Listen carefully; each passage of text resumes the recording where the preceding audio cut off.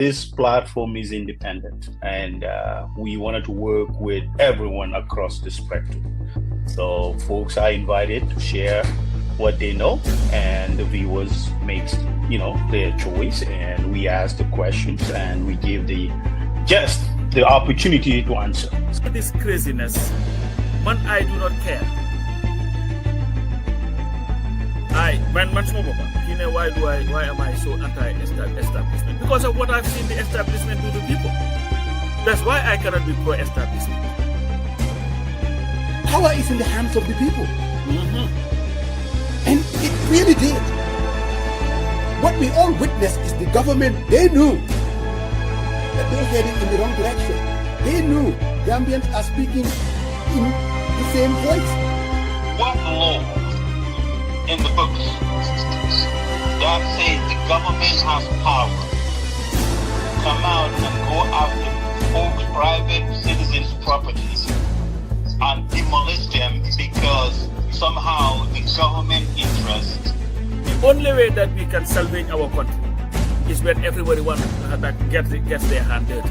Don't sit there with your expertise and just to procrastinate everything that people say or pontificate, what everybody says or does. Let's get our hands dirty.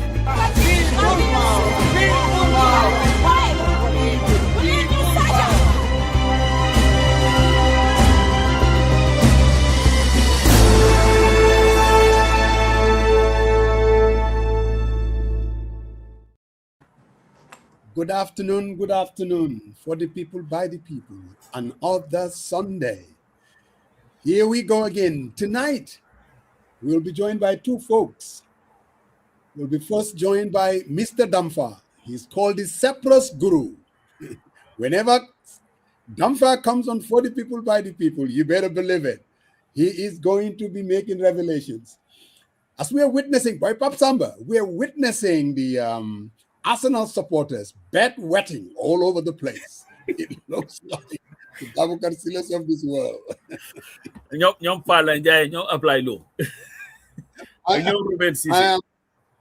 I want Arsenal to win though. Even though I'm a Man U fan, I don't mind them winning the league. They've suffered enough. They've suffered enough over. Dampha, I hope you are not an Arsenal fan. Are you? I think the first audio is not coming. Can you hear us? Yes, I can hear you. Oh, absolutely. He was asking whether are you an Arsenal fan? No, I'm Man United. Man U. Man U, but you're just like him. The Red Devils. Thank you very much. Monday, I'm loving it. I'm loving to see the Arsenal people. Arsenal will equalize most. Huh? They will equalize. You don't have a team. You don't even know the players. I do. Man City is my team. Really? Yes. Really. Who is the coach of Man City most? So check this out. So Pap Samba, the second hour, we're going to be joined by Mustapha Darboe. He's going to come here and also give us an analysis of the polling data that we're first going to hear from Dampha. And then we're going to talk about this media bill and the fallout and the back and forth. What is this thing all about? What does it mean as we because now every decision, every utterance, people see it within the prism of 2026 presidential. What in God's name does it mean? But tonight, of course, as we come here every Sunday, we're joined by who else? Global Properties. They are our partners. We come here every Sunday, and they're here with us.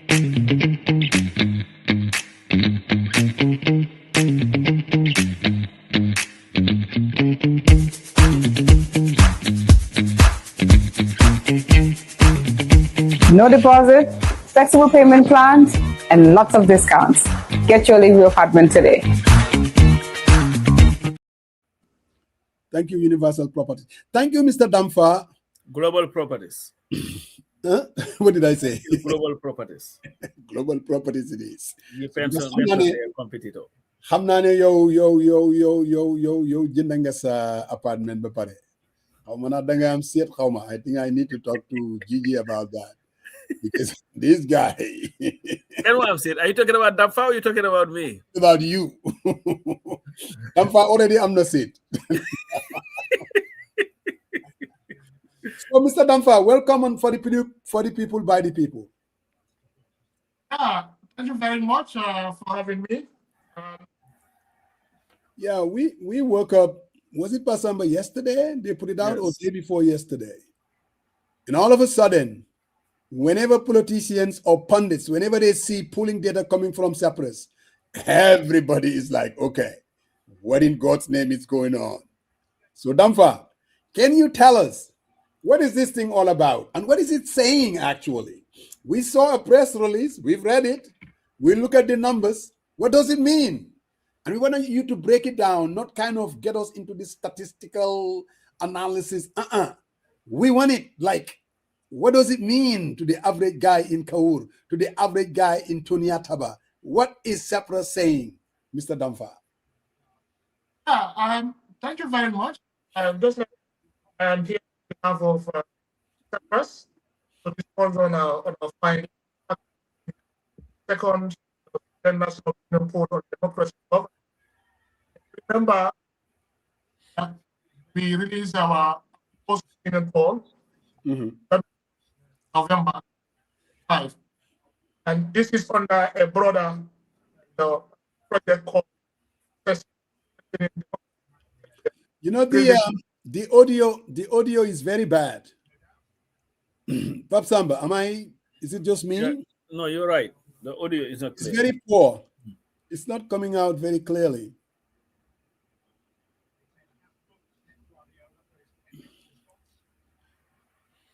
Yeah, let's. Your boy tell na accident most. Boy Fatty. Huh? Good morning, boy Fatty. Good morning. Afternoon to us. Morning to you. Wow. I'm going pulling data regular. So Dampha, can you hear me now?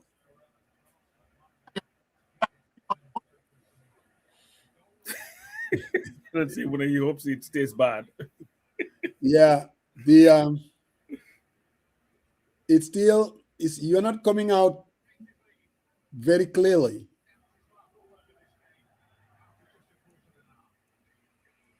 Let's try it again, Dampha.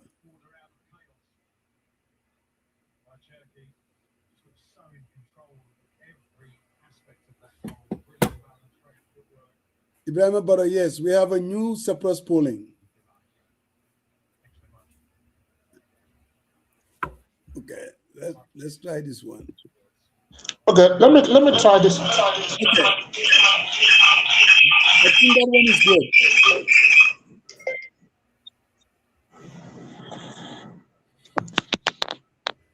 Okay. This one is good, right? Oh yeah. Okay. Better. Well, I am currently in Pakistan, so I'm trying to fluctuate between two internet connection. Yes. Interesting. Wow. Okay. What about that? The network from Pakistan would be better. So I guess you don't have anything to network. So, Mr. Dampha. Yeah. So, I was saying this is part of a broader project that we have with National Endowment for Democracy, which is based in the US. They supported us on the project under a project called Assessing and Strengthening Democracy in the Gambia. So the objective of this work is simple, but very important: to give citizens a credible voice, to generate evidence on the issues that matter most to Gambians, and also to inform public dialogue, policy reflection, and democratic accountability as the country approaches the 2026 presidential election. So actually, if you look at the whole work, it's not a guesswork. I mean, it's a national survey that we have done, And so far, what the poll shows is very clear, is that Gambians remain committed to democratic freedom, but they are increasingly critical of performance in the area of the economy, cost of living, accountability, responsiveness, and several other public services, as we will further break down as we progress into the program. So generally, this is what the people are saying, and they are very much clear exactly what they want. So Dampha, just looking at it, as we all inching closer to the presidential election, how do you think the government should be looking at this data, this message coming from the Gambian people? If you are advising the government, would you say that they should be complacent, or they should pay very much attention? What would you say if you were advising the government? What is the data basically saying in terms of the people speaking directly to the government, whether it's the economy, whether the state of democracy, whether other issues that was kind of revealed in the polling? I think Dampha is loading still. Yeah, it's an interesting poll, definitely, and I know the government too will find something to be happy about in it, and that is especially dealing with the media freedom in the Gambia, right? Because I think 74% of the population believe that the media is free. But if you also look at other areas, citizens' engagement, because protests, one thing that no government loves, and you have 71% of the population saying that protests are mostly justified. That has been, protests will not happen in the Kabi. And I think, Musa, that also speaks to the lack of trust, and maybe when we get into this, that you'll have, that is evident in all pollings, whether this one or the one before it, where people really lack trust in this government. And I think that is one thing, if I were the government, I would pay particular attention to. But definitely the lack of trust is massive in that country, and they are not low numbers. They have always very, very high numbers. Extremely high. Yeah. The military, maybe because of they've been invisible or invincible. If invisible, you see, they have a positive rating. I think 52% of the population view them positively. Contrastly, the police. Oh yeah. Oh, you mean the army? Yeah, the army. Yeah. They are viewed positively, whereas the police is now viewed negatively. Yeah, because of the people are saying, especially police brutality is one thing that Gambians believe happens quite often, right. In that country. But these polls are not something to be dismissed, because at the end of the day, people who are interviewed but the expert is here. Yeah. So Dampha, so I'm not sure whether you did you hear my question?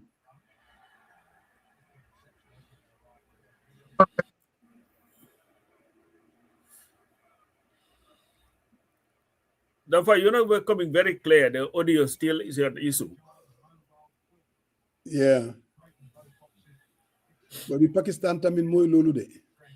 Well, at least you can see the person. It's just the audio that you'll have having issue with. But all their money have been spent on Haramana people, no Adugal Dampha, it's a problem. Now, this government take the money and spending on military things, so Pakistan. Yeah. That's all they do. It's true. Dampha.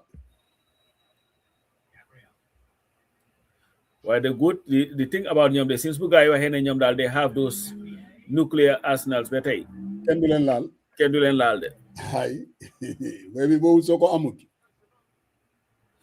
90 minutes. Nyata minutes lenchi yoka. Nakalenchi yoke 7 ni nyom tamit. What do you mean nakalenchi yoke 7? You had Rodri was out, who was down for a very long time.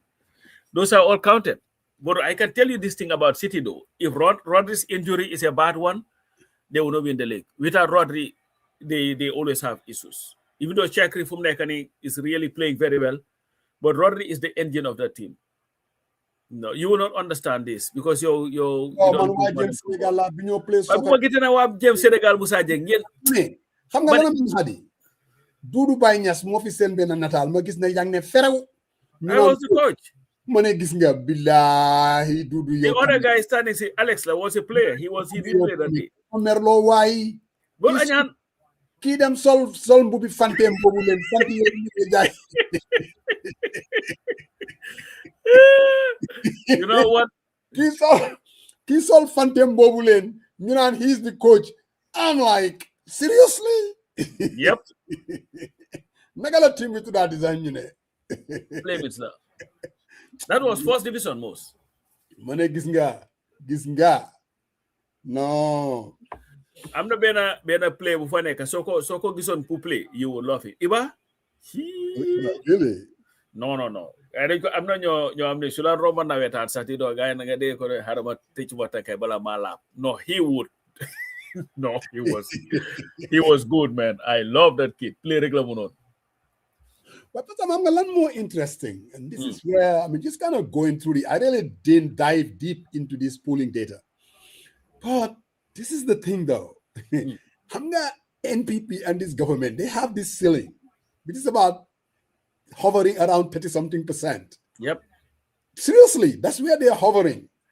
And if you look at when it comes to the state of the economy, almost, is it 68%? Yep. They're saying that wrong direction, boy Fatty. You may not want to hear it. So these are people, and when you say no, 68, you're watching 76%. 76%, yes. National economy rating negatively. 76%, bro. That is a concern. That is a huge number for any government. But here is the issue, though. You have 76% having a negative view of the economy. Right. 75% having a negative view of handling of prices. Uh-huh. But only 49% view their living conditions as difficult. 49%. Wow. No, but 49%. 49 to 35. 49% believe that their living condition is difficult. 35 believe that it's positive. So you would think that this high number, where people 76% believe that the government is not doing very well with the economy, 75% having issues with handling of pricing, but yet still, and I think maybe if you dug into these numbers, maybe tell us exactly what that means, Pastor. So I'll let you kind of, because what you just raised is very interesting. If 76% are thinking that the economy is heading in the wrong direction, and then 75% that prices are high, right? Yes. And then they're saying 59% believe that. No, 49. 49 that living conditions are difficult. Yes. But then if you look at, you have to look at factor in the diaspora money coming in, where Dampha, whatever it is, there is a how are you hearing? Right. Do you have an other device on? Dampha, I think you should tell your government use missiles and then just their internet technology. Today it seems a little bit terrible because both lines I'm using.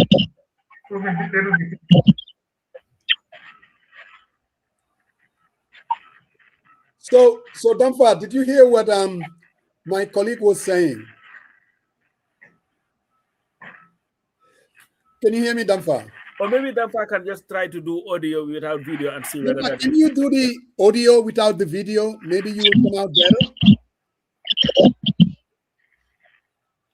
That is, if you can hear me. No, on which area? Under the economy, right? Yeah. like looking at the polling data, my colleague, can you hear me?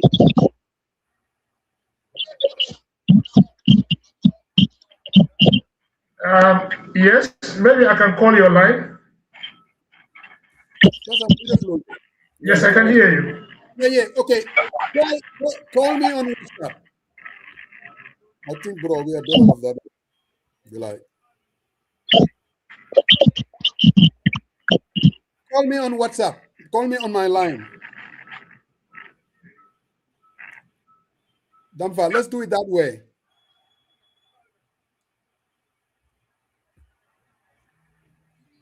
What happened? Yeah, listen. Dampha, can you hear me? Oh, just Arsenal lose now. Dampha. It's over. No. Are you calling him? Yeah, can you hear me? Yes, I can hear you. Okay, so maybe let's try it this way. This might be better. You have to bring it closer to the thing so that we can hear you very well, most. Because in the Nako, yang ye dega na. Mangla dega, pull mom la kai, pull you dega very well, Okay. so that the audience. Go ahead and post that question. Hello, Mr. Dampha.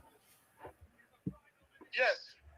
Now, we're looking at the poll. What I find really interesting is 76% of Gambians polled view the economy, the handling of the economy negatively. 75% view price handling negatively. But only 49% believe that their living conditions are difficult. What does that say? Because there is a big disconnect for me looking at those three numbers anyway. Three categories that are linked. Okay. What is the third one again?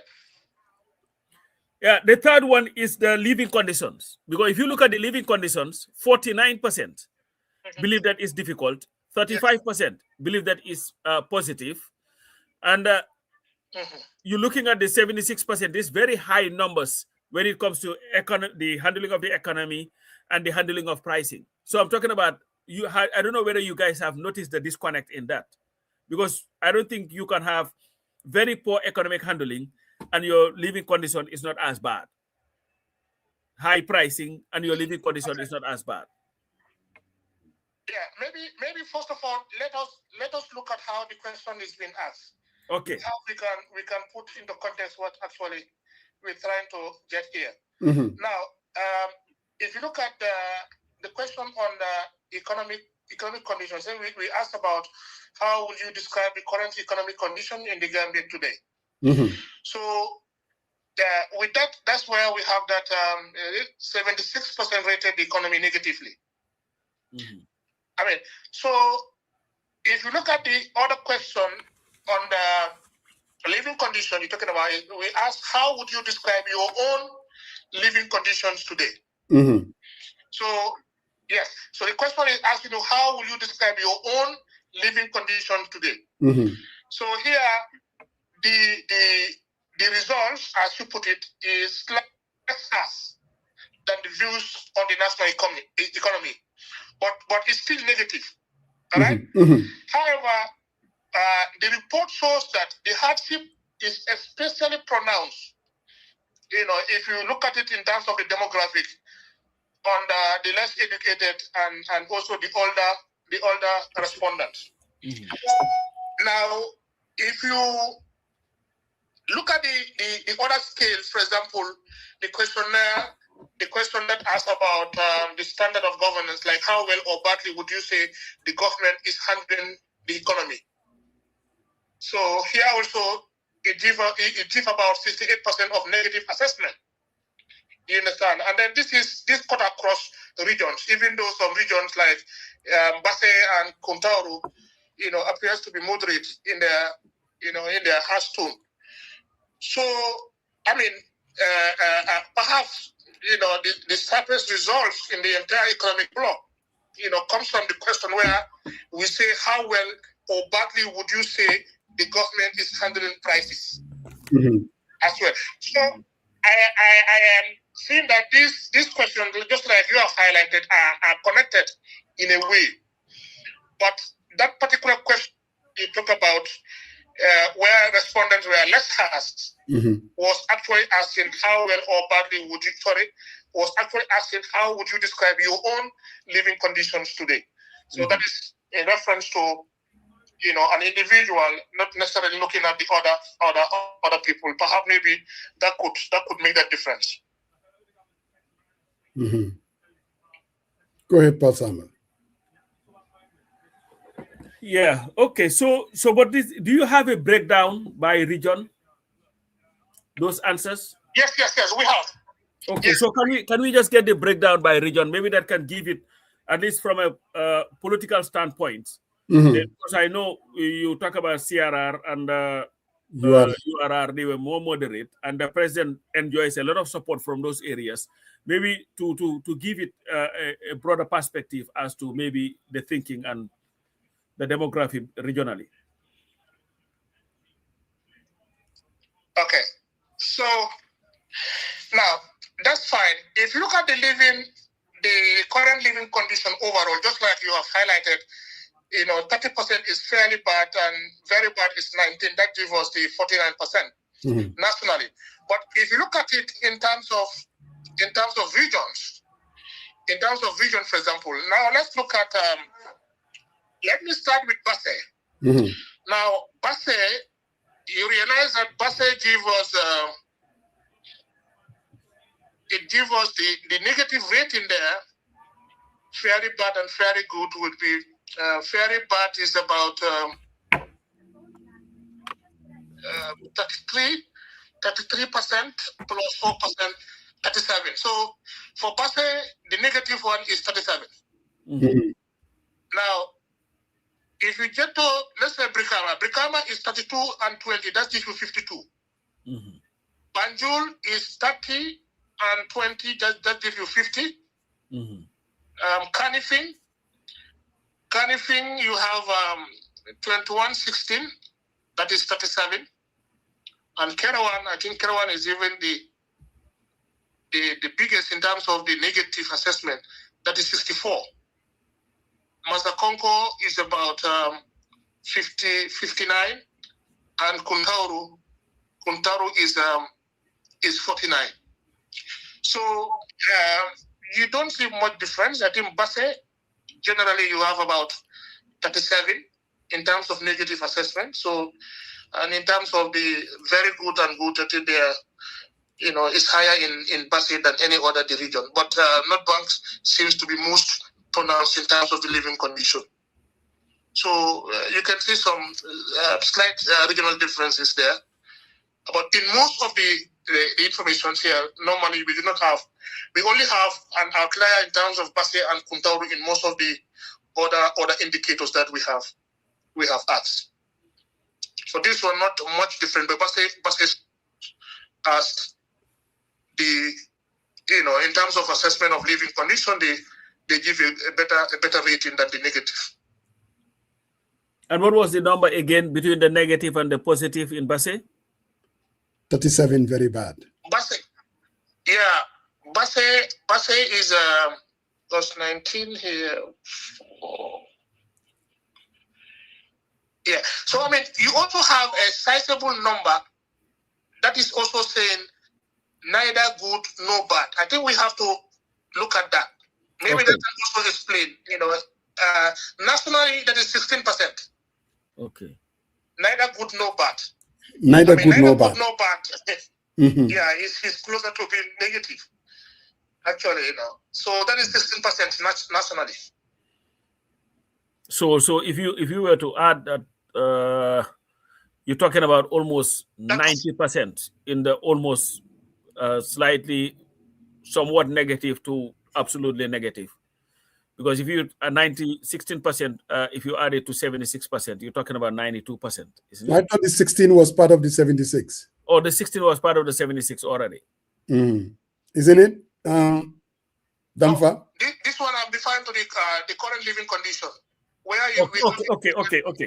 plus 16. So that would be about 60 something percent. Yeah, that's different 65. Yeah. So Dampha, looking at it from region to region, do you think sometimes the popularity or the support of the president is reflected in these? In these numbers? Certainly, it is quite evident in the pool. You see, as just like I said earlier, Basse and Kuntaru, definitely out in favor of the government. In fact, in terms of their positivity, you can see that. But again, you also observe that the issue of things that are raised is across the board. Even though they might give a very good rating to government, but still a good amount of people also rated it negatively. So I think we will safe to say it is across the board, even though they become less harsh, in Basse and Kuntao in terms of these indicators. What do you say to the perception that, especially in the current times, the global economy, in other words, if you go to any country, whether it's the United States or England, Europe or Africa, and you have a polling in terms of the state of the handling of the economy, it's always high. Do you think that we are also suffering from the same thing, and it may not be reflective of how people are going to vote come 2026? Can the deduction be made that, look, these people are saying 76% that in terms of handling the economy, and that could be read as if that come 2026, these people might very easily vote against the current government? Do you see any connections here? I think what the poll shows that the economy is not just a general concern. It is a deeply felt daily struggle. So what the public is saying is that the inflation, the cost of living are now the single biggest issue as far as this country is concerned. So this is their daily struggle. Even though I might accept, that the global trend now is definitely could be a factor, but actually what the data is telling us that, these are deeply, a felt daily struggle that people are expressing. And I think it is important that this kind of information that the public are giving, that the politicians take heed to, because otherwise it could be a factor in terms of deciding who they will vote for, even though that itself has a lot of things. So in fact, what we intend to do as CePRASS, since we are collecting in some intervals data, so we want to see the pattern in terms of the behavior of the voters. This is something that we want to study, because it's become a big concern. A lot of observers and asking the behavior of our voters. What is going to change their perception or their voting pattern. So collecting this data over time will help us try to understand how the voters will make their choice come 2026 December elections. Another area that was kind of critical is the state of our democracy in terms of governance. Most people would think that, like anecdotally, they'll tell you there is a semblance of rule of law. I'm always known for saying that, and that Gambia is much more democratic, media freedom and things like that. What are those numbers saying, Dampha? Well, if you look at the governance section, for example,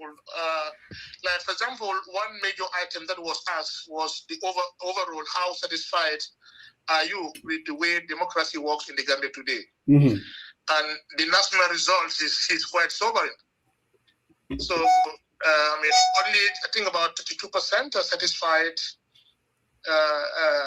and 57% dissatisfied. So the broader narrative in our report stresses that the satisfaction with democracy is present across nearly all social groups, and among those with even in terms of the secondary education, all the demographics. So the dissatisfaction is quite pronounced. So one of the most politically powerful questions in the whole poll, I want to believe, is whether also the leaders listen. This is a question also we ask, and then you can see that connection with our broader democracy in the Gambia. And there also respondents were asked whether leaders, listen to citizens, and the reports definitely shows that it's just about 4% say leaders listen very well and 8% very well. And that gives us about 12-13%. On the other side is 24 fairly bad, 45 very bad, a total about 70% negative. Wow. This is one of the clearest indicators of political disconnection, in the entire poll. And, on the overall governance, the top line results is similarly critical, because also the report records that only about 26% satisfaction with overall governance against 62% dissatisfaction. Wow. These are issues, that is looking at our governance. And even we also ask question on, the government promotion of equal opportunities for women in politics, for example. Mm-hmm. And you can see, an equal split, in terms of those for and against, in that. So, in general, what I want to say here is the democratic issue is not whether people value democracy, but the issue is whether they think democracy is working well in practice. Right. Because that is what So whether leaders listen and whether, governance is responsive, on those questions, the poll is very critical and it's very clear on that. Wow, it's interesting because Pasamba, one would think that if there is one thing that the government has on its belt is the state of our democracy, especially looking at post-dictatorship during the time of Jammeh. And if you're talking about almost 60% or 56% have issues with our state of our democracy and governance, that is concerning. Extremely concerning. So it's people just want to see, whether actually this is working or in practice. So, and then whether leaders listen, because there are a lot of things happening. Leaders is also responsible. This is something that the poll has seriously, so. But again, you will also realize that in terms of the freedom space, the political association, Mm-hmm. Generally it was a positive rating. If you look at that part, people agree that definitely, the political space, is there, and people can, because we ask a question like, how free do you feel to join any political party or organization of your choice? And the conclusion is that in the public generally view freedom of association positively. Right. And we are grouping it with other democratic freedom that's still enjoy broad support. But again, in that section there is where we talk about the youth voice and the protests and civil space and others. So, in terms of protests here, the question was how justifiable were recent youth protests or demonstrations. Right.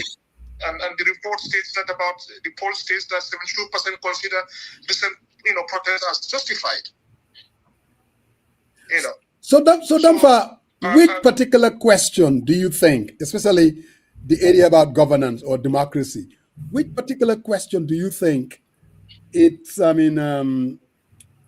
responsible for this negative rating, this high negative rating? Which particular question? Because you're saying freedom of association was kind of responded positively in the freedom of the press. So which particular area then you think were people very kind of negative in regards to governance and the state of our democracy? Is it if you look at it, I think generally people are very, very critical, because if you look at the section on the democracy governance, people are critical in all the indicators that we have to look at. Yes.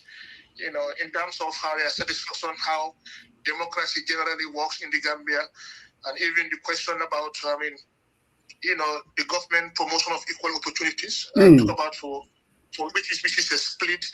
So, generally, in terms of people's satisfaction about democracy, I think is low. And what I found very interesting to me is whether our leaders listen to the citizens. Because to me that is quite critical. Because if you look at that, and the raising of people, whether our leaders listen, and then these leaders not limited to the executive, like president, ministers, even the National Assembly, for example. So these are all inclusive to our traditional leaders, because we do not in any way distinguish. So leaders in general. Correct. So, public trust in leadership generally was very low in the poll. So that itself is quite concerning, and I think that is the biggest single factor that one can consider in terms of the dwindling of the state of democracy in the Gambia. Interesting. Bob Samba. Yeah, Dampha, coming back to the question that Mos was asking, maybe the question that leads to this negative view, because if you look at the one on protest, handling of demonstrations, you have 71% of the population who believe that the demonstrations that happened are justified. But then when you ask them government handling of youth demonstration, 71% view it negatively, and 75% view the police handling of demonstrations negatively. Could that also form the the opinion on the whole democratic process in itself? Because you have the police as part of the executive, whose responsibility it is to enhance the democracy by, acting in accordance with the rule of law. If they are not trusted in the process, because they are the agent out there dealing with these issues. So could that also be the reason why people also see the democracy as being problematic? Because the very agency that is supposed to make sure that there is equal application of the law is seen to be violent, because of police brutality is also something that people believe happens on a daily basis.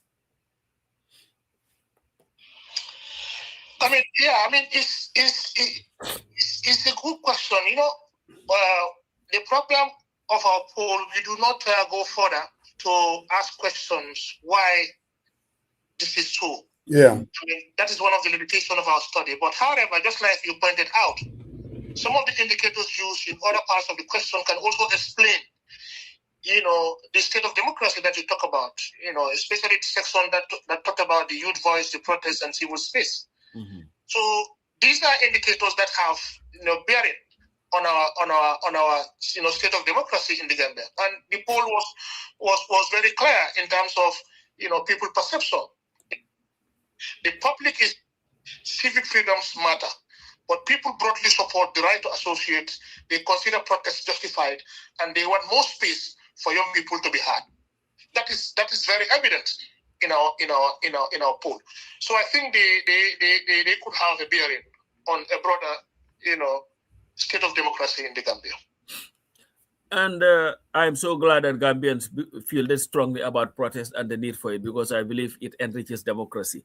But the other issue that is also very important, especially leading to elections, is the belief by Gambians, the majority who were polled, 49% as opposed to 32%, that the state media is biased.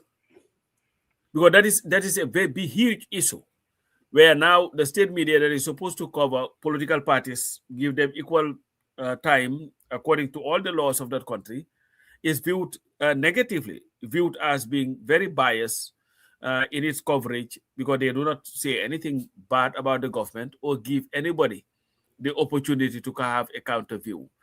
To me, I also find that problematic, and something that I believe the government should seriously look into. And again, that part of the report also has a bearing on our state of democracy in the Gambia.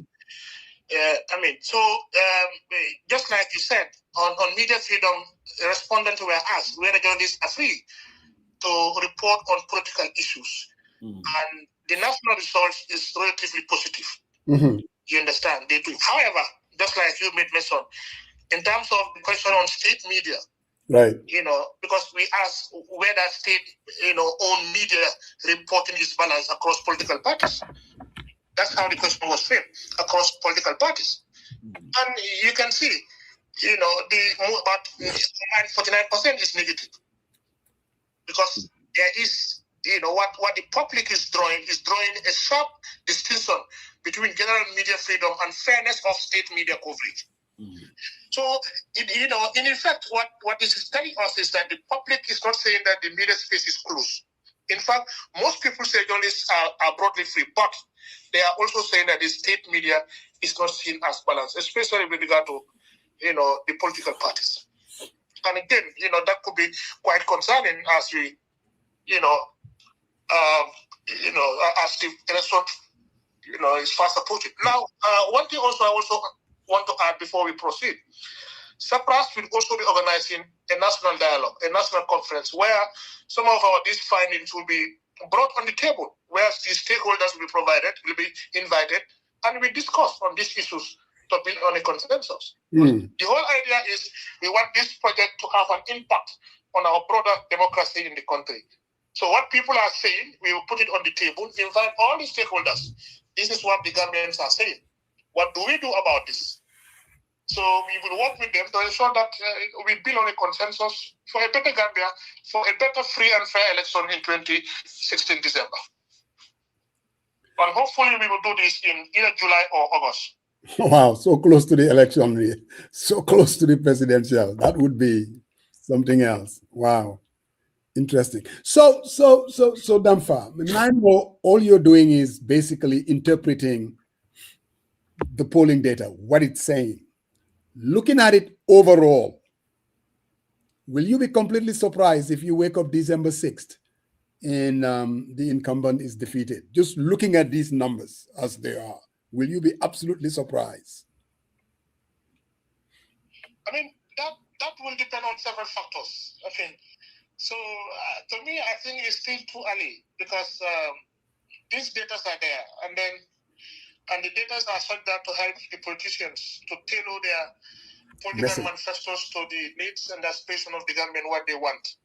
So there's still, more room for improvement. There's still, more room to maneuver.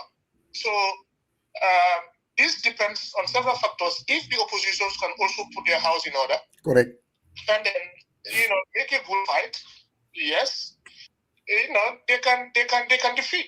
But again, what the data is saying is that there is a huge rejection. But at the same time, I want to believe they are not also seeing a credible alternative. That is my personal view. That's not right. The view of CePRASS. Absolutely. And I, to be honest with you, I think I share that sentiment that this government is absolutely very vulnerable. But it's going to come down to whether the opposition, like you said, put their house in order or exploit that vulnerability effectively. If they do that, I think this government is history. If they decide to, play it like they've been playing it in the past, I think, and this is where most Gambians are basically saying that this election is still for the government to lose. And that's unfortunate. And I hope that this is very clear to the opposition that we really know what needs to be done so that we can exploit that vulnerability. So overall, Dampha, before we let you go, what would be your closing remarks? And also, when are you guys going to have another polling basically addressing who do you think is going to win the 2026 race? And I mean a direct question like that to the Gambian electorate, because that's what most people are really waiting for. And when are you going to be having that? How about who, instead of who is going to win, who are you voting for? Who are you voting for? Yes. That's very important. Yeah. Actually, Before we get to that, I think there is also another very important indicator we have not talked about. That is accountability and corruption. Yes. Say it again. Accountability and corruption. Yes. We're missing that one, and that's important. And here, the question that was asked was, how well or badly would you say the government is handling the fight against corruption? Yes. You know, and then it's the top line is stuck. It's 68% joined the government anti-corruption performance negatively. So, in a broader narrative, this is one of the strongest dissatisfaction findings also in the survey. And we also went further to ask about how much do you trust the Anti-Corruption Commission to investigate corruption fairly. So, I mean, here also the trust remain weak, and the public awareness of the commission's nominees also, we asked about, is also low. Because it means that the challenge is not only on enforcement capacity, but also the institutional credibility and public visibility. These are sentiments that we are also expressed, and we also asked about how people are satisfied with the nominees, and also regarding the past human rights violation, we state which of the following statement is closest to your view. You know, I mean, if you look at that part also, what the report defining so is a balanced approach that combines accountability and reconciliation. So we also asked a question on the Auditor General. I think that is currently in court. Right. Yeah, perhaps maybe I may not want to, but people have expressed their views on that. You know, and then, at least 41% said they believe that he was removed to cover up corruption. That was the reason for his removal. So and that's a small number, because if you have. So I think, Pasamba, if you look at our questions, you know, that is most of the questions are very, very much linked. You can see. You know, even the cover of corruption is the most cited one that was said. So the accountability story is one of the low confidence, high skepticism, and weak institutional trust. And citizens are not only convinced that corruption is being fought effectively, but make it, you know, controversial public decision through an accountability lens. So that is the, you know, the message on that. And in terms of the polls, so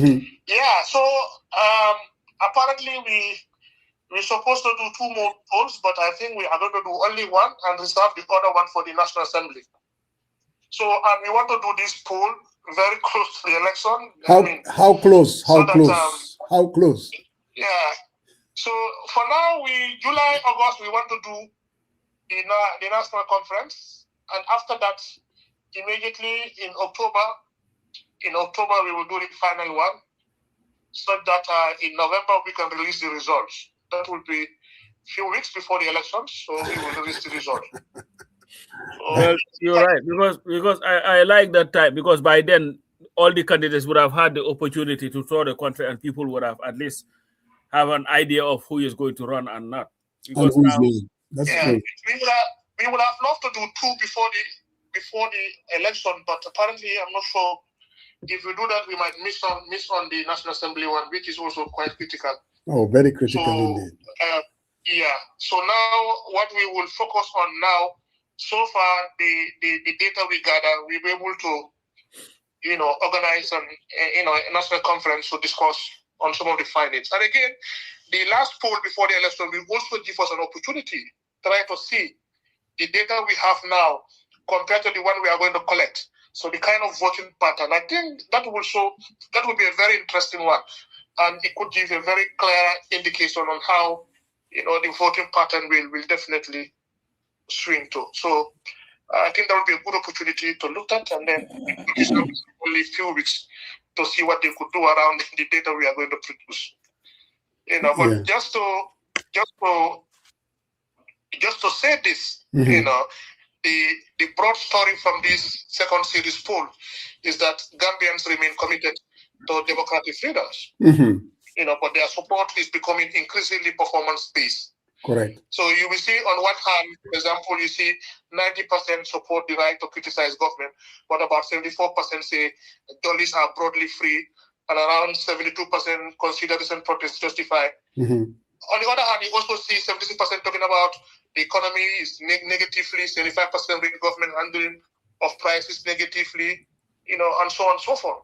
So you can see in short what the polls show. It should be understood as a democratic signal, not just a survey, because it shows that the public expectation remain high, but confidence is now increasingly tight to visible results. Absolutely. Yeah, and the lower prices, they talk about stronger accountability, better listening by leaders, and more credible service delivery.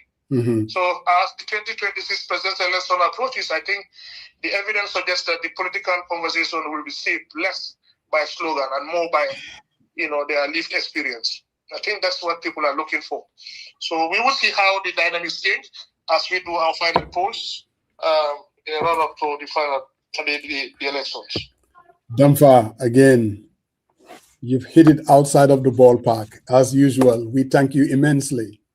And we definitely appreciate it. And Pasamba, his last word, less of slogan and more of substantive issues. That's what the Gambian people's expectations are.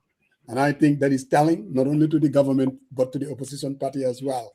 The Ninidal, slogan, they're saying, "So me the beef." Dampha, thank you very much. Thank you, Mr. Dampha. Thank you very much, Dampha. Bro, Dampha Dal Munedal. I like his analysis, definitely. And what is interesting too, Pasamba, whether it was the last polling or this particular one, it looks like the incumbent is hovering around the 30-something%. I mean, over 60-something% on every issue. They're against the government. I think the only positive high number is media freedom. But even if you look at that, and then you go and look at other numbers, it also, listing it out. But otherwise, it's only 39%, 30-something%. So, but here is the thing, though, almost. There's always this thought, whether right or wrong, that the incumbent always goes to elections with at least close to 40% already in their back pocket. Yeah. And then working together. So from 40 to 50, it's easier to get than from 27 to 52 or 0 to 50. So either way, I think the opposition have their work cut out for them. There are enough issues to campaign on against the government. And I think if the opposition does their job very well, then they would give Barrow a run for his money. And the focus can be squarely on the economy. Yeah. That's it. People are feeling it. And even if you look at that number, there is somebody who wrote something. That's because I think sometimes the surveyors or these pollsters should also be asking those people who feel that their living conditions are not that bad. Does that have anything to do with your reliance on surviving on your own in this country, or what is coming from abroad? Right. Yeah. So economically, I don't think we are doing very well as a people. But again, unless the opposition work together and hammer on these issues, they're just giving Barrow an order free ride. And you know what will happen? A third term for Barrow will be the worst thing to happen to our democracy. You only see them flexing their muscles. And that happens, Musa, every time a government is entrenched. They become defensive. They continue to flex their muscles, because the last thing that they want is to be challenged. They become paranoid. And this is what you see. Whether it's this bill that Ismail Cisse is touting, or this undermining of the judiciary, because now you think that you have the power. You can do whatever you want to do. You're invincible. And before you know it, liberties are lost or lives are lost fighting to protect those people. Who else is in a better position to join you Ali Kalaji, like Panderi used to say? Darboe. Mustapha. Pasamba doesn't want me to call you Mustapha. He wants me to call you Mustapha. Yes, hello. How you doing? How are you? I'm okay, alhamdulillah. How are you? If you go to Mustafa's compound and say Mustafa, his father would be like, "What are you calling my son?" So I didn't believe that. His name is Mustapha. Are you part of the 42% that's saying, you guys are doing very well? Are you part of that 42%? It's like The living condition. You mean who is doing well? Like 42% that says who is doing well, Barrow or the media?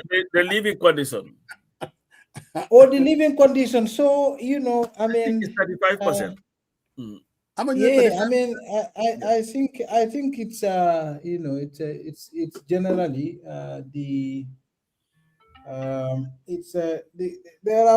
there is a tiny fraction that would think so. I mean, because the inflation is very up, and there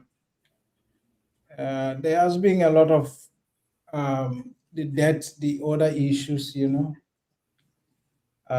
so, and the inflation has never been fixed anyway, and also the government cannot fix it because they are not in charge of those prices. The commodities we consume are imported, so they don't invest in agriculture or in any significant way that could produce domestically what we eat. So I think until we find a solution to that, we will be screwed for a very long time.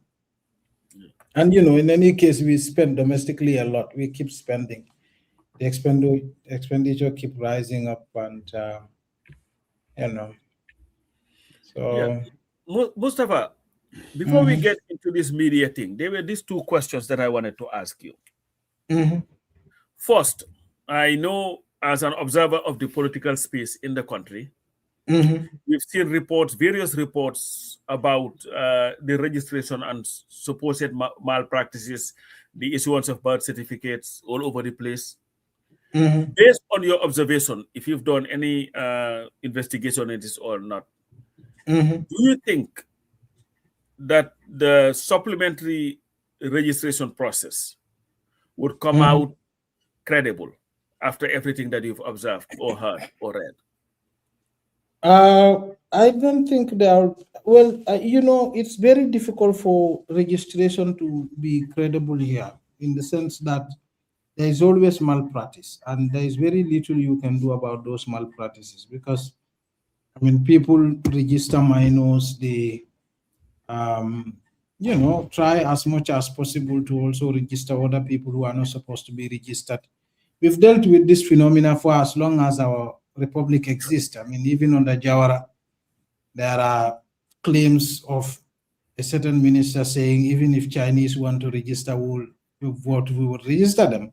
So those kind of things exist here. But I think that, for me, I am not wired to think of problems. I am wired to think of solutions. That's the nature of my job. So the only thing I think, if you are a politician and on a position, you need to do is to prepare for any such eventuality.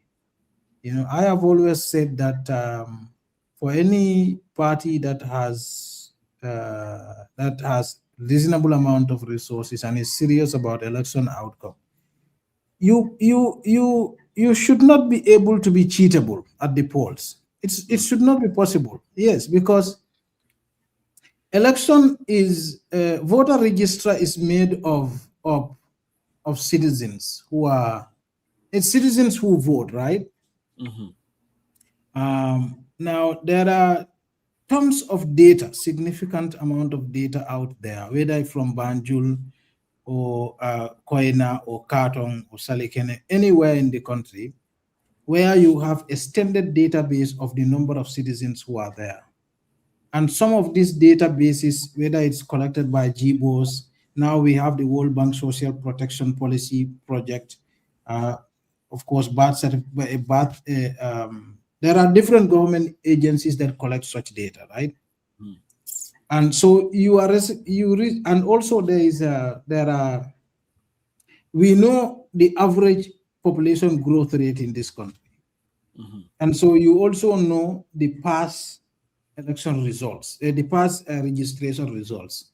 So if somebody gives you, let's say, for example, brings you a data that says 50,000 people are registered in Salikene. Mathematically, this is rubbish. This cannot happen because the population growth rate, if you apply that to a voter population that has a village that has a voter population of 5,000, jumping all of a sudden within 5 years to 50,000, it's not possible. Okay, so these are the data you need to clean. You need to clean the past election data. Let's say past 5 presidential elections, and look at each constituency, the average voter growth rate. Okay, so you know that in average, the growth rate of a voter population of this constituency in every 5 years is this much. So if they go and register whatever silly people they have to register to come and vote, you know definitely that this amount cannot fit this math. The math is not making sense. The math is not mathing. So then that can arouse suspicion. But you have to clean that data, different data sets, and be ready for that. So long as the IEC bring out their information, not only do you investigate, because unless you prepare ahead of it, they tell you, oh, you have to go to revising court. But the revising court, does not give you adequate time to investigate. Okay. So if I publish the data right now and I say you have 3 weeks to go to revising court, how are you going to be able to investigate the whole country, a voter list of 900,000 people? It's not possible. It's not. Exactly. But you already have data which shows you average voter growth rate in every region, average voter growth rate in every village, average population growth rate in every region, average population growth rate in every village. Okay, so you apply these different levels to the IEC data. It's not possible for somebody to go and register people who are not supposed to vote to come and cheat you in the process. So if I am in a position, that's what I will be doing. Yep. But to say that no, we have to stop them. They should not steal. In India they said it's in the nature of the scorpion to sting. If you are helping a scorpion, if you are taking it out of water, do you know it stings you? You are trying to help it to survive. It stings you, but you are trying to help it to survive, right? So thieves are like that. They steal. People steal to remain in power. And so you don't go to thieves and say, I'm begging you, please don't steal. You have to prepare to get, Well, Mustapha, I really want you to help me out here and maybe help the opposition. There's something said that if you look at a place like Salikene, looking at their population, and then all of a sudden you have almost 50,000 people in the voter roll. So where can the opposition, for instance, where can they go to get this voter roll? I'm not talking about the new registrations that are going on right now. Yeah. But the 900,000. The old ones. Exactly, the old one. The old ones are already with them. The old ones are already with them. Everybody has them. The old ones they already have. No, because when election happens itself, the polling agents, they have a copy of the voter roll. And when they are done, they're going to publish the roll. And that's where you can go and check Musa Jeng, it's not a Gambian, and ask yourself, how is he registered? So those voter rolls are there. So Pasamba, if the opposition is saying, because I've heard some of them saying that there's no way we can have 900,000 in the voter roll. I mean, it's been since 2021. We have 5 years to dive into this to say, okay, where in the hell is this 900,000 coming from? But Musa, these were, like Mustapha was saying, this is the laziness of Gambians. There was a census that was out. Okay? GBOS did their census or whatever they are called. Okay? You look at that and say, you know what? I'm going to take my time. I'm going to look at Serekunda West constituency. Right. I'm going to look at the breakdown of the population there and see whether the numbers make sense. Somebody in Shanghai, let's say Shanghai, we know how many compounds are there itself. If you register 10,000 people in Shanghai, that's not true. It's not possible. 10,000 people do not live in Shanghai. And those are, so when you start challenging those things based on facts, then you can challenge the system. But what the problem that we have is we have political parties that are very reactionary. They wait until the end result before they challenge issues. They are not proactive. They are not people who sit the whole time and say, you know what, let's look at this thing carefully. Now, the UDP had a case that was thrown out based on technicalities. Right. But if it were me, I would not stop there, even after the case. I would continue to make the case by looking at those numbers, looking at the villages. You can do a sample. You cannot. You may not have to do all the villages. Sampling. Yeah. No, but Pasamba, in their defense, though, in most of these democracies in the West, for instance, it's not necessarily the political parties alone. You also have citizen organized people that are into strengthening our democracy, civil society organizations. They could do that as well. There's nothing stopping them. And Musa, that's why I said the laziness. Our civil society, civil society, in the Gambia, for the most part, the only thing they're good at are organizing conferences. How often, maybe the CePRASS and some of few of them, but how often do you hear of a civil society that is engaged in something that you can look at and say, you know, this is really meaningful or impactful? Conferences, yes, we organize. Great speeches, yes. And then they get called by the government and say, you know what, this is a position paper, or this a policy that we want to this thing, we need a policy paper. Or they would write this thing, position paper for you. But go in the trenches, get your hands dirty, look at the data, come back, analyze it, challenge the status quo, you're not going to get it. And this is the weakness of our democracy. So, Mustapha. Let me add on to what just Coach said. You know, the problem with our civil society, and this is something I also intend to talk about in respect of the media, is same problem with our media. You see, in this country, we are not developing systematically. We are not looking at everything in this country and try to develop everything together. Because a country is like, you know, everything has to move together. Like you cannot develop one side or one thing and leave the other side. The civil society needs to be functioning very well. The media needs to be functioning very well. The government can function very well, okay? Because it's the civil society and the media that now makes citizens' involvement easy, okay? But the problem is that, the problem with our system right now is that the civil society is not funded to serve. The agenda of the civil society is not set here.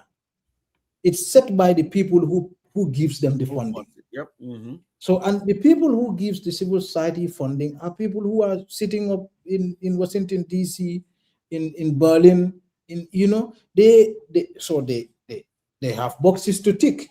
They can tell you we have money for election reporting. I used to have a big problem with it when I was heavily reliant on donor-funded journalism. They tell you, you know, we have election reporting, fund for election reporting, we have fund for this, we have fund for that. And that's the problem with it. So unless we domestically produce resources to fund our journalism and to fund our civil society, we're not going to have a desired outcome out of it. So it will just be workshop after workshop, position paper after position paper, all this Western style civil society activism, and in the end, nothing. You know, so that is also something to think about. What kind of civil society do we need? I mean, the kind of civil society, okay, let's say, for example, the kind of thing that Mahdi does now. You know, they were Francis Morrison, the kind of thing they do. Like they follow every issue, be writing press release. Do you see anybody do that kind of stuff? No. You wouldn't, because what Mahdi does, nobody even funds it. Nobody, I worry for that, for Edward Francis Small Center, because nobody funds that kind of stuff. And they will question him, and they will start saying, Mahdi the Opal, Mahdi is... Nobody funds, so nobody funds that kind of stuff. I mean, so the thing is... to do what he wants. And yes, exactly. So, but the point is, how long can you keep something like that going on? Because you have also bills to pay. Yeah. Yeah. And the journalism suffers the same kind of fate. I mean, so So that's the problem. In this country, I think we will have to have a very long, thorough conversation, and I don't even know how long. But there is a lot of issue going on, and to respond to all of these things, we will have to sit down and talk about them in a more holistic, systematic way. So I really want to go back to this supposed voter roll, because, like I said, the old voter roll it has 900,000 voters, and when everything is said and done, it could be very much close to 1 million. Oh, yeah, we are going to 1.2 million. Do you think? What's your take on this voter roll, Mustapha? Is just garbage? Because I mean, during the time of Jammeh, it was about 800,000. Even with that, I mean, we were able to defeat him. And now we are looking at 900,000 voter roll. Is it garbage because a lot of foreigners are in it? Is it garbage because of a lot of underage voters? I mean, what makes it to be garbage? Is it this IEC just made it? I don't actually think that the voter roll is garbage. I think if there are pollution in it, it will be minimal. I think it will be minimal. I think that you may have an excess of, let's say, 100, 200, 300,000 voters who may not be legitimate. That is possible. But it's also possible to investigate and clean that ahead of the elections. You just have to prepare for it.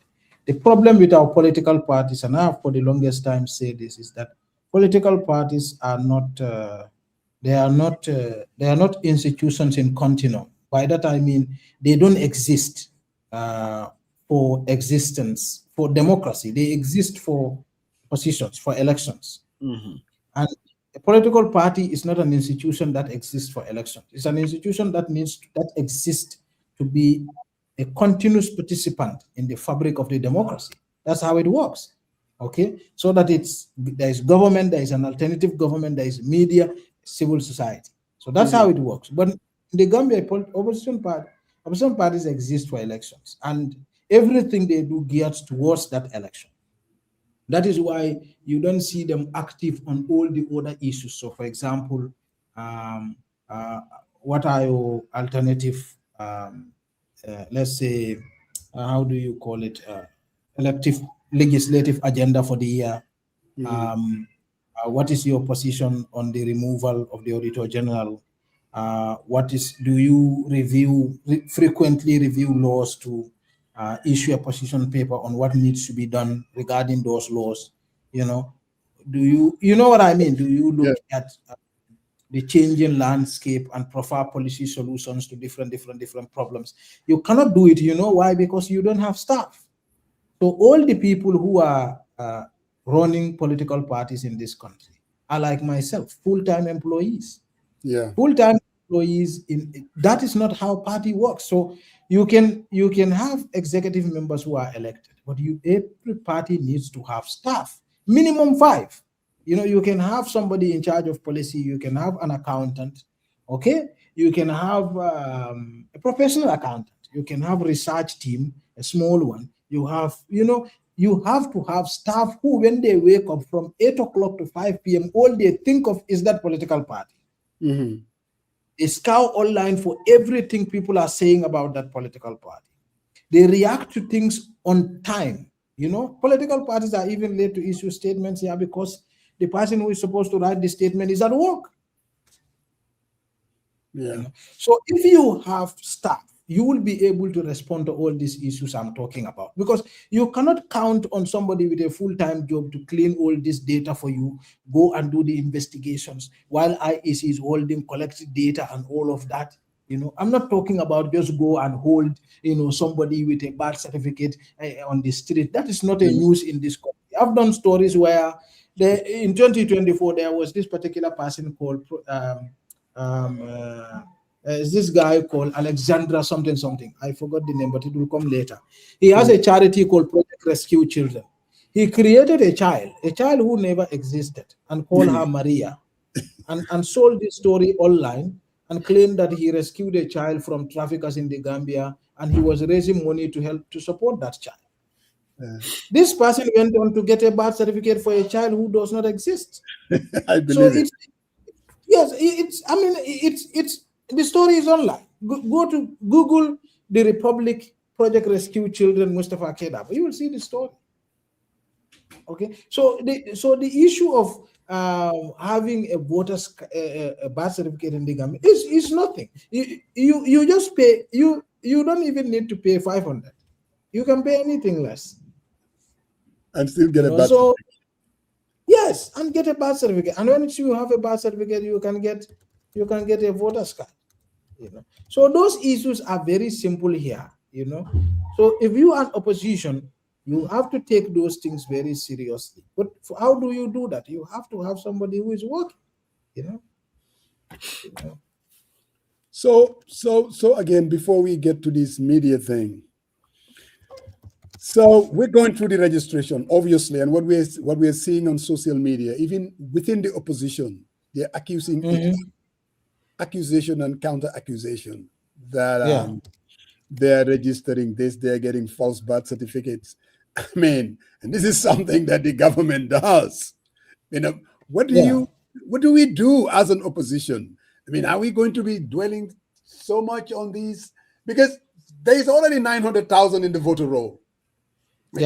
What is there that we can do? And there is a high likelihood that the voter roll may be populated or maybe corrupted. I don't have any evidence. I just have suspicions for reasons I cannot say. But anyway, So would you say? I mean, can you? It can be populated. I don't know what the opposition can do about that because I don't belong in that group. So, but I mean, I think that I take my job seriously. So if you wish to remove Barrow, you should take it seriously. I mean, that's the whole point, And so for me, I don't see any task they cannot do. The voter roll today cannot be populated in such a way that nobody could investigate it. Nobody will not be able to investigate it. So they need to just come together and investigate it. I mean, but for the issue of them accusing each other is counterproductive. I mean, if you look at the Gambian people, there is currently no single political party or political leader they trust to give power to replace Barrow. I mean, whether that is going to change soon, I don't know. But so far, that's the case. So if they don't trust each other, that means they will not support each other. And if they don't support each other, that means Barrow is going to have a third term. I mean, I see people saying, oh, no, Barrow has a popularity, is decline, blah, blah, blah, blah. But is that news? Barrow's popularity has never increased. I mean, Barrow's popularity, the only time Barrow had genuine any popularity according to any survey is between 2017 to 2018. In 2018, go check all the data. They are consistent.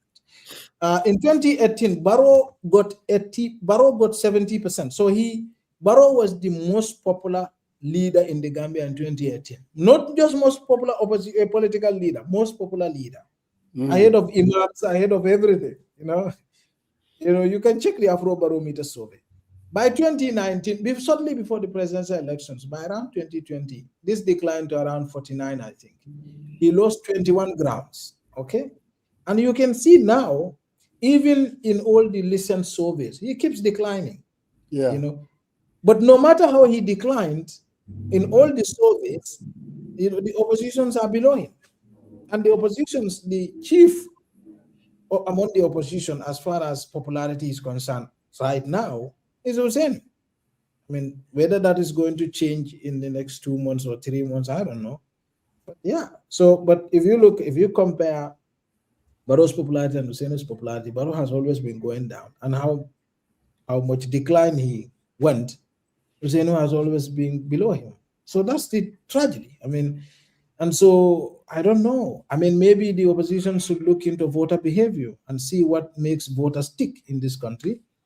And then is it the economy? Because voters are clear. Barrow is handling the economy badly.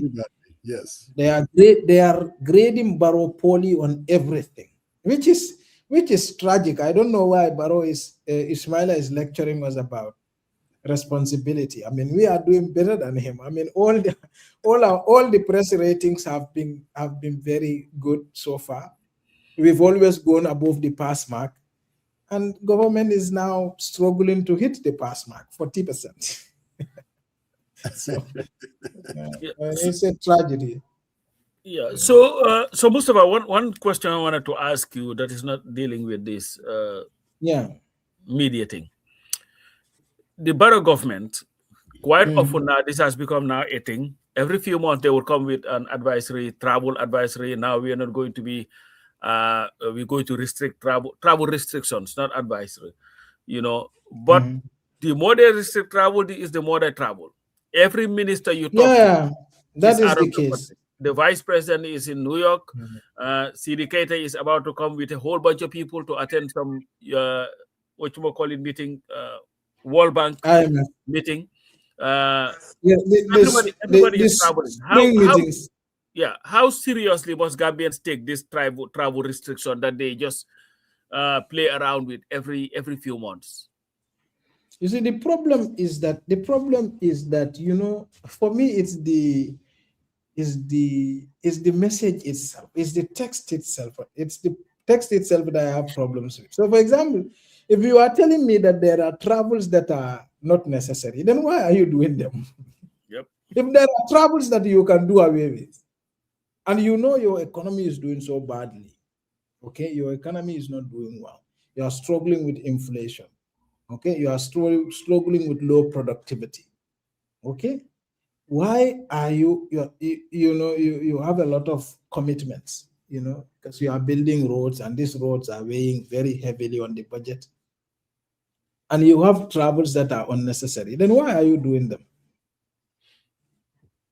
That's the whole point. If you can do away with those travels, why are you in the first place doing them? Do you need Strait of Hormuz closer to have reasonable measures in place? I mean, that's the problem. So for me, I don't know. I mean, the stuff here in this country is not, it's the lack of seriousness in the Gambia. I mean, for many things. I mean, basically for most of our things.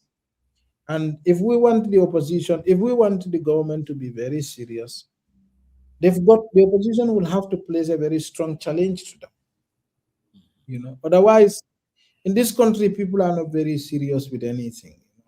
I mean, generally, it's the way. I tell you, travel ban. People will travel. People are traveling all the time. I mean, one doesn't have time for that. They're traveling all the time, and they will not produce this data to you.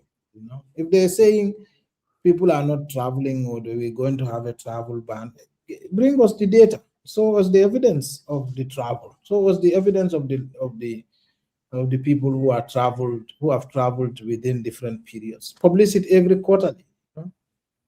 But we have people travel for the sake of traveling, and money, because you even need to create some money for people, some avenue for people to make money. There is very limited accountability. Borrow takes a lot of note. I mean, I don't know whether that is just his nature, or he's weak, maybe. I don't know, but it's going to be a problem, coach. This country, bro, I just do what I do and sleep now. Now I don't force anything. So it looks like the media is not being left to sleep. We now understand that they are trying to bring this accreditation bill, where now they're going to force people to go and register. There's been pushback. It started with D.A. Jao and co. And when that happened, we had Ismail Assise was using the Gambia Press Union, and there was another union that he said that they were consulting with. Now the press union has come against it. All journalists are saying no to permission based journalism. And we've heard Dr. Sisi and his reaction. In fact, talking about doubting how he would want to be boycotted. I've heard him say that that's how he wanted, that he would rather have 8 quality journalists he is more for quality than quantity, that have. But then it reminded me of something. He's the same guy who wanted a president that was not clueless, but ended up defending and being the mouthpiece of a president he described as clueless. So the question now, what do you think is the motivation of this government, Ismail Assise particularly, with this whole thing about accreditation and registration of journalists in the Gambia? I think the motive is clear. I think the whole point is to control content. They just claim that, oh no, this we want to make sure journalists are registered, standardize things, responsible journalism. I mean, those are not the point. I mean, this registration is not going to make any journalist responsible. This accreditation is not going to make any journalist responsible. It's not going to improve any standard. It's not going to make anybody know more than you already know. It has nothing to do with training. This is just efforts to create mechanisms that can help the government to censor the media, and so and it comes with it. You can see even in the nature they are trying to sell it to the government, to the people, to the media. First, Ismaila came and claimed that the GPU is part of that process. GPU was never part of that process when he was claiming so.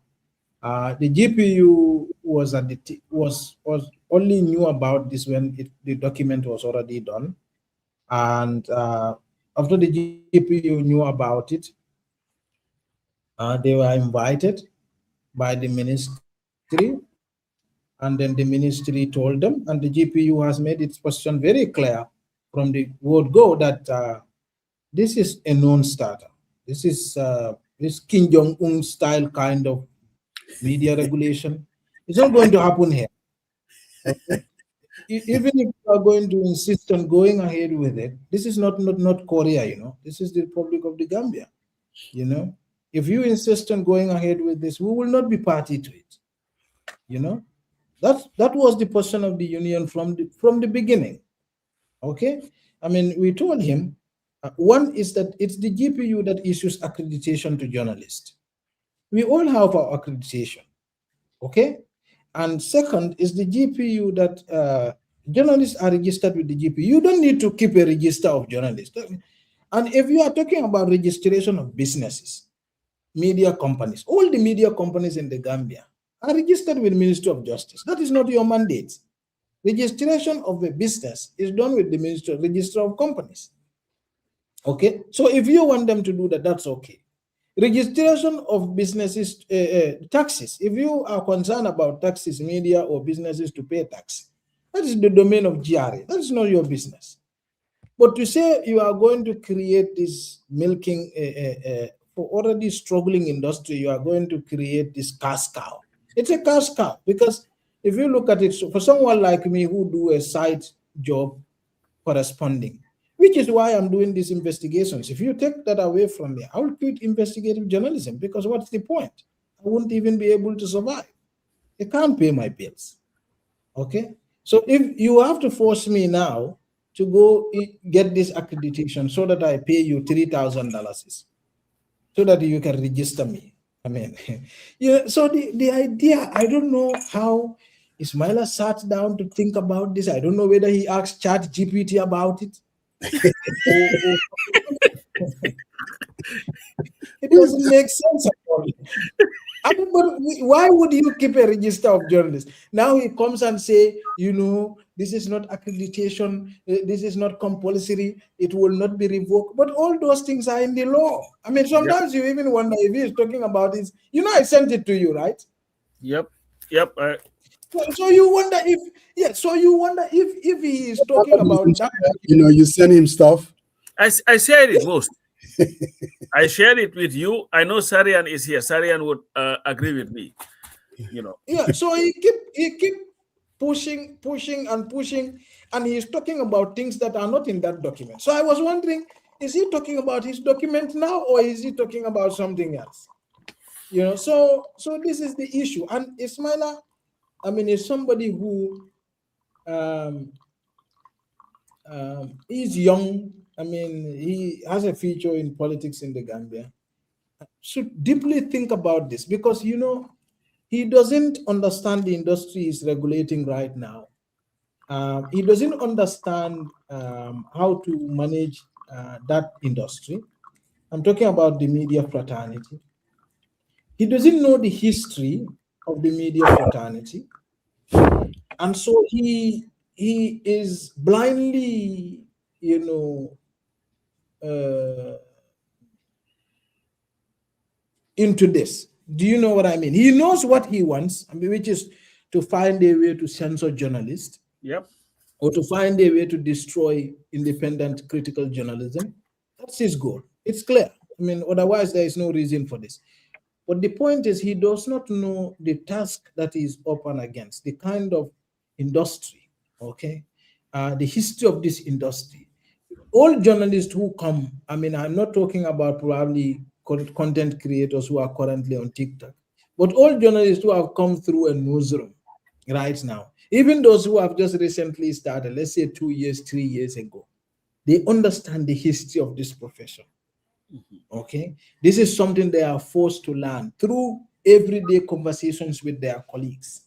Okay, I saw some clown from UK who is defending him, saying journalists are now AI content creators, all of this. I had to do zikr to calm down, because I don't want to respond to that. Because look, coach, this profession has gone through a lot. And right now, for somebody to sit down and make it look like this profession is somehow a beneficiary of this thing they call freedom now, that person is ignorant. Definitely. It doesn't matter whatever accolade that person claims to have, it's ignorant. Okay, and higher point, if you cannot divorce Samsar and his struggle from today's media, you cannot divorce Dixon Colley and his struggle from today's media, including today's practice. You cannot divorce Dida Hydra and his struggle from today's media. You cannot divorce EF Small or D.A. Jao or Sirif Bojang or anybody else. You know, Babukar Gay or the Citizen FM, what's his name? George Christensen. George Christensen. Now, by the way, George was a man ahead of his time, because George was actually one of the guys who taught us blogging. Yep. You would have thought that would not be him because of his age, right? Yep. Yeah, George taught a lot of the journalists growing up blogging.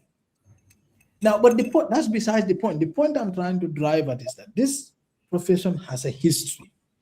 And that history is rooted in sacrifice, is rooted in patriotism, is rooted in defiance, is rooted in critical journalism. I mean, at no point has anybody succeeded in killing that, even if there is going to be 2 or 3 media organizations in the country. At no point in our history. And we have never had an easy path. So he should know that. So that is why I told my colleagues, you know, in the GPU WhatsApp group, which, by the way, he has a guy there. He claims he has intelligence, but he has a guy there who takes screenshots and send it to him. You know. But anyway, that is so silly. This notion I have. It is. But I told my colleagues there, you see, resistance in this it's the second nature of journalists. It doesn't matter under any circumstances they are. So Mustapha, I wanna be a clown and do devil's advocate. Well, you don't have to be. Just be a devil's advocate. No, really, I was not happy with what I read online. So I calmed down. I didn't comment on it anyway. After the zikr, I'm sure you were able to calm down. Yeah, I was able to calm down, absolutely. So let's even question his motivation. That is no good. That he wants to censor media.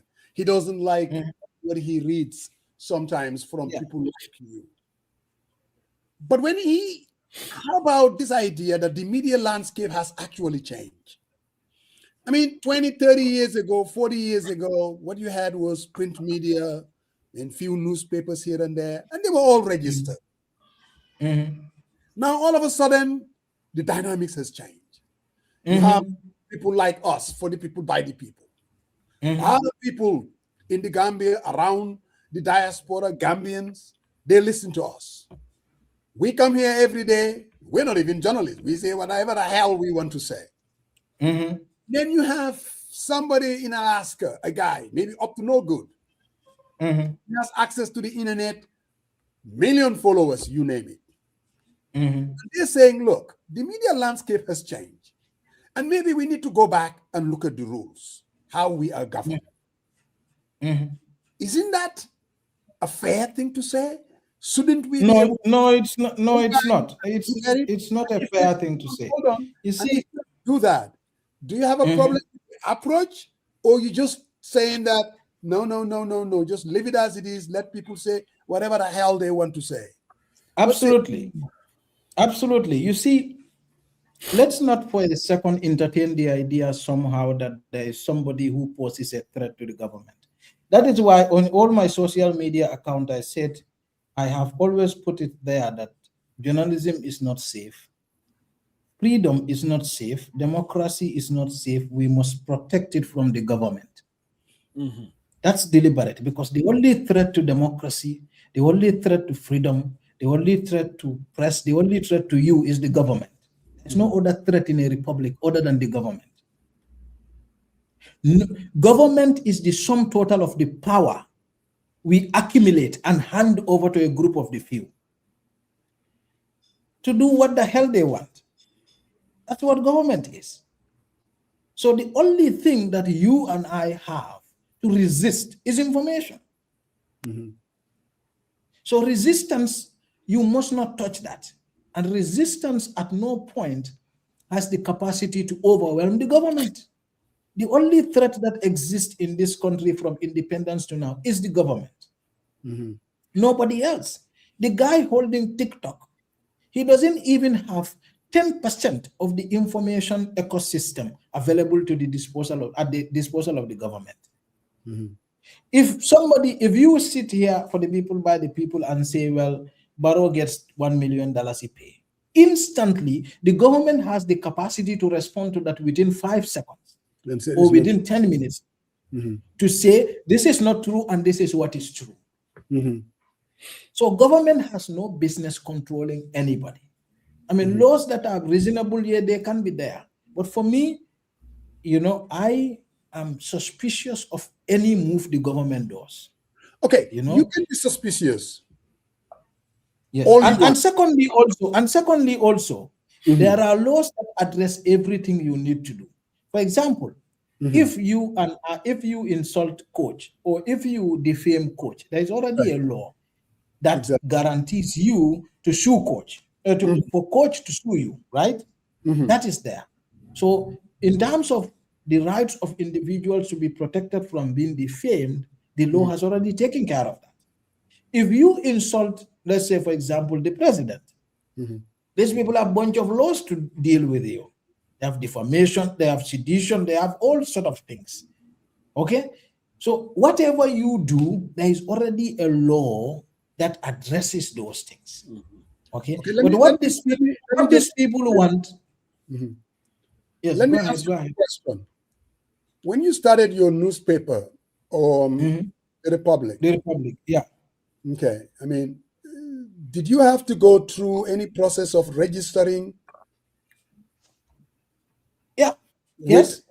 So yes. So if you go to So if you go to the Republic's website, I've never established a business that is does tax. Okay, the Republic does not take tax, so it's not surviving on tax revenue. So I do not need to go to GRA. All that I needed to do was to create a limited liability company. No, company limited by guarantee, to so that I can use that to, if I want to say, for example, write project proposals. I can show to the donors that this is a legitimate registered entity in the Gambia. And therefore, you understand that? So if you go to Ministry of Justice, you have those details there. Okay. If you check Kerfatu, for example, Kerfatu is a registered business entity in the Gambia. If you go to iAfrica is a registered business entity in the Gambia. Okay. If you go to all these online, even these TikTok content creators, 360 is registered. This Basel media lady, who I don't even think she has up to 10,000 followers. All of them are registered. All of these people, the first thing they do when they go to MOJ to register at the register of companies. So they do that. Okay, so but here is the reason why.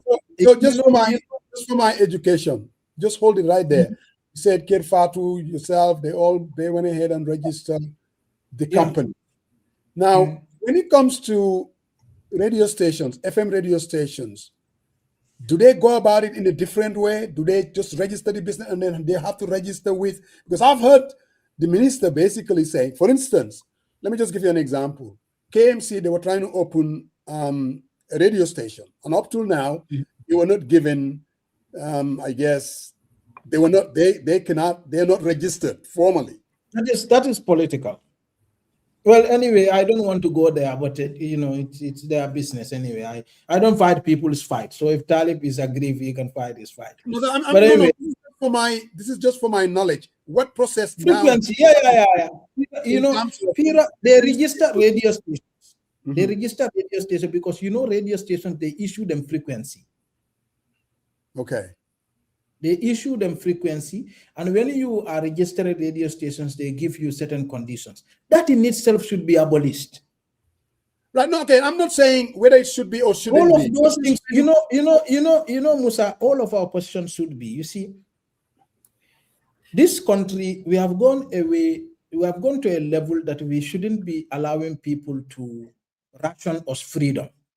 To say, okay, this is the freedom. So give us freedom like a ration. Like you give limited food on time of crisis. Okay, so Pura shouldn't even be doing that content whatever moderation with the radio. They shouldn't even be doing it, but they are doing it anyway. That's already in the law. But the point is, you don't have to add the online and I got you. And all the orders onto something that is already excessive. Look at what they are doing with KMC. Yeah. With KMC, they have a license. KMC already has a radio. I believe they have a license. They have a radio. But they are not allowed to broadcast. But there was a problem at the beginning. I think they do. They do now. I think they broadcast. I mean, they even do, I think, online. But the problem is that there was an issue at the beginning. But the thing is, we have to limit how much power we give to the government. Nobody in this country has more power, reasonable, even remotely, to intimidate the government or to destroy the government or to threaten the government. It does not exist. And government has enough information to react to anything on time. So if anybody puts out information there that is inaccurate, government has within its capacity to respond instantly. Correct. Okay. So you have state institutions that are even dormant. You have GRTS there; they are useless as they come. They cannot even to do a proper propaganda for the president. They cannot do it. You cannot do a proper documentary to even support the president. They cannot do it. So you are here busy. That's a step. That you are in the same building with them. You don't fix that. You are coming to border us with too much talking. Media, we have to teach them responsibility. My good joined us for the past 10 minutes. Brother Maron, we miss you on the first part. How are you? Good, Father Mose, and thank you to the guest, the Bariwunka guy, man of smartness, for breaking it down. And but I was intrigued to join you guys, Mustapha, when you were discussing about all these funding cuts, especially which impact, in particular, some journalism work, investigative work, and CSOs, where those fundings were coming from, and there is some type of restriction on it, and you kind of went over, so for the government. So I think what I would like to hear from you is this is a global phenomenon.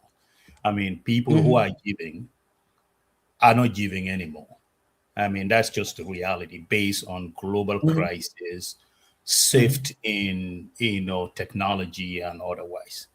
Now, Africa as a continent and Gambia in particular as a country, how do we build with emphasis on sovereignty and continental solidarity? So in essence, how do we restrain in spending what we don't have, and when we borrow, we spend it on our expenses, and that is just not feasible for the long term. And the lack of holding government accountable, I think that is where I was intrigued, and I wanted to hear your insight on this. What should we do, or what would be your position? Because I heard you said, you don't talk about problems, but you try to talk about. I try to find my way around things. Now, that's how I think. Even my colleagues, if we go to a press conference and everybody is complaining, I just find a way to just get away with something, Okay. My brain is not wired to complain. Noise bothers me a lot, so I cannot complain too much or be in an environment where people are complaining too much. So, but sorry, and the point is my final take here is, I really, really, really would like to see a paradigm shift, from seeing healthy spending, right, as a social finance, as a view as an investment cost, rather than just somebody fulfilling their pockets for their for their individual families. How could we think and do a paradigm shift from just this individual cost to sort of investing, whereby it will, in the long run, it will gain a greater outcome for everyone. We are stagnant for 59 years is the same model that we've been employing. People travel when they lack money or there is some type of budget short gap. They said, we're going to put an embargo for a few months until they pass those budget. Then when that budget is done, then they go back into the same mode. And I think I would like to hear your perspective on this. Definitely. How do we do a paradigm? And this is a very complex, huge subject matter, and I don't think I have the answers. What I can say is that I think that in this country, there are three fundamental things we need to create. We need to create citizens who resist. So we need to create a large army of rebels who refuse government. That's the first thing. Without resistance, without people who refused government, there will be no freedom, there will be no democracy, there will be no development. That's the first thing. Secondly, to be able to create that army of resistance, of people who refuse government and government narratives, we need to have a civil society that supplies them non-stop information that feeds into that resistance. And we need to have an investigative press that also feeds that civil society adequate, actionable data that feeds civil society advocacy, that feeds the public resistance. These three things is what we need to have. No president, you are not going to have Umar Farouk come back and rule this country. You are not going to have Abubakar Siddiq come back to rule this country. You're only going to have mere mortals. People who look over their shoulders when they don't see anyone, they steal. That's what you are going to have. Let's not kid each other about it. All the political leaders, majority of them, well, let me not say all because that could be controversial. But the people I know, that's who they are. Okay? They look over their shoulders when they don't see anyone. When there is no chance of anyone knowing, they still. So we need to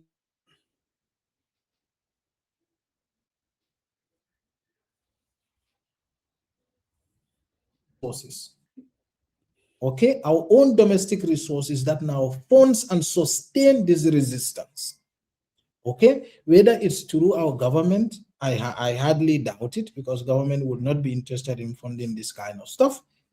But it could be through that is why I started the republic model where I intend to rely on public donations, because the point is that the public doesn't come and tell you, well, we need you to do election reporting. They say, go and do investigative journalism. Okay, so I mean, platforms like Edward Francis Small Center for Rights and Justice and others, I mean, but the problem is, how then do you do that in a way that is sustainable? Okay, so public civil society in the Gambia, the media that is independent media, they all go to the West. They write project proposals for donor-funded journalism, and donor-funded journalism tells you, for example, we are funding environmental journalism. So you have to find a way to investigate an environmental subject. Meanwhile, your country might be burning on other issues. Right now, there is no question more relevant to the public than who killed the cops. Who is working on it? I'm not talking about the government. Alternatively, who is working on it? Okay, so those are critical questions that citizens need to ask themselves. I mean, for me, I'm not a politician, so I don't have a political solution to Gambia's problem. I don't. Okay, but what I am telling you, this problem will solve it, because politicians don't act, but when they have their feet to fire, they do. We've seen what happened Gala here. When we published our story, the government's position was that our story is not true. Okay, they said, well, nothing happened. The TRRC, the Jane Commission, the usual talking points. Everything went by the book. The law was followed, everything, and the assets were disposed lawfully. The Gala took to the street. They published the data. When they published the data, when the president even saw the data that we saw, he said, no, he didn't see this before. Because he knew he couldn't defend it publicly, so he ran away from it. And when he ran away from it, that's when the National Assembly started the inquiry. And National Assembly inquiry came to find out a number of disturbing things, confirm basically our findings from A to Z. So that tells you how republics are built. It's not built on big speeches, eloquent political party leaders, very handsome guys, people who put on garambu and all those things. This is not how you build a country. We can only build a country with resistance. If you don't do that, forget it. We can all be here and change people. Every elections we will come and change people. Then next election we change people. So good luck with changing people. But for me, if you ask me, we have to create resistance. Once we do that in this country, there will be changes. And that's when we can go and talk about cost cutting, because all these things, government, they keep telling you about cost cutting, But the whole point is, if you have a travel that is not necessary, they said it's not statutory. If you have a travel that you can do without, why are you even doing it in the first place? Before you come and ban it, if you have a travel that you can do without, why are you doing it anyway? So yeah. So, Mustapha, thank you. My second question is, I heard you say, political parties should be built on continuum, and which I rightfully agreed. And I think most of our problems, or most of what we face today, is self-inflicted. And pretty much, people will gel, people will be enthusiastic and energized when there is some type of a political event, in the major event in the horizon. And after that, it's very dormant or pretty much non-existent. Yeah. And also, we tend to evolve around a person rather than what the principles and policies stand for that particular, political party.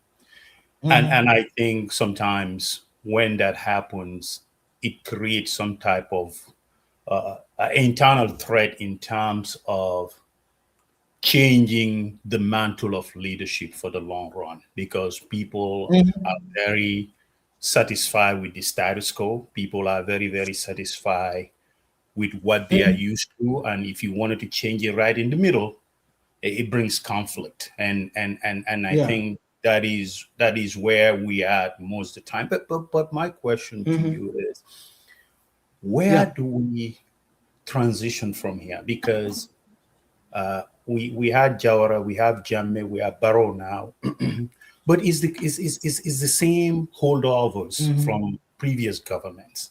And when they do, they are the people who are entrusted with these positions. And with that, we haven't seen any major shift in terms of framework or change of mindset to ensure that we are in line with modern day democracies. So particular example is the case of Usainu Boyang, whereby, the Attorney General on the record says there was a problem and all, and which you highlight. But how do we do a shift on this? And also, what would be your advice to across the board, whereby we want to change, but just not change the position, but also to change the infrastructure and the engine that drives governance. Yes, of governance.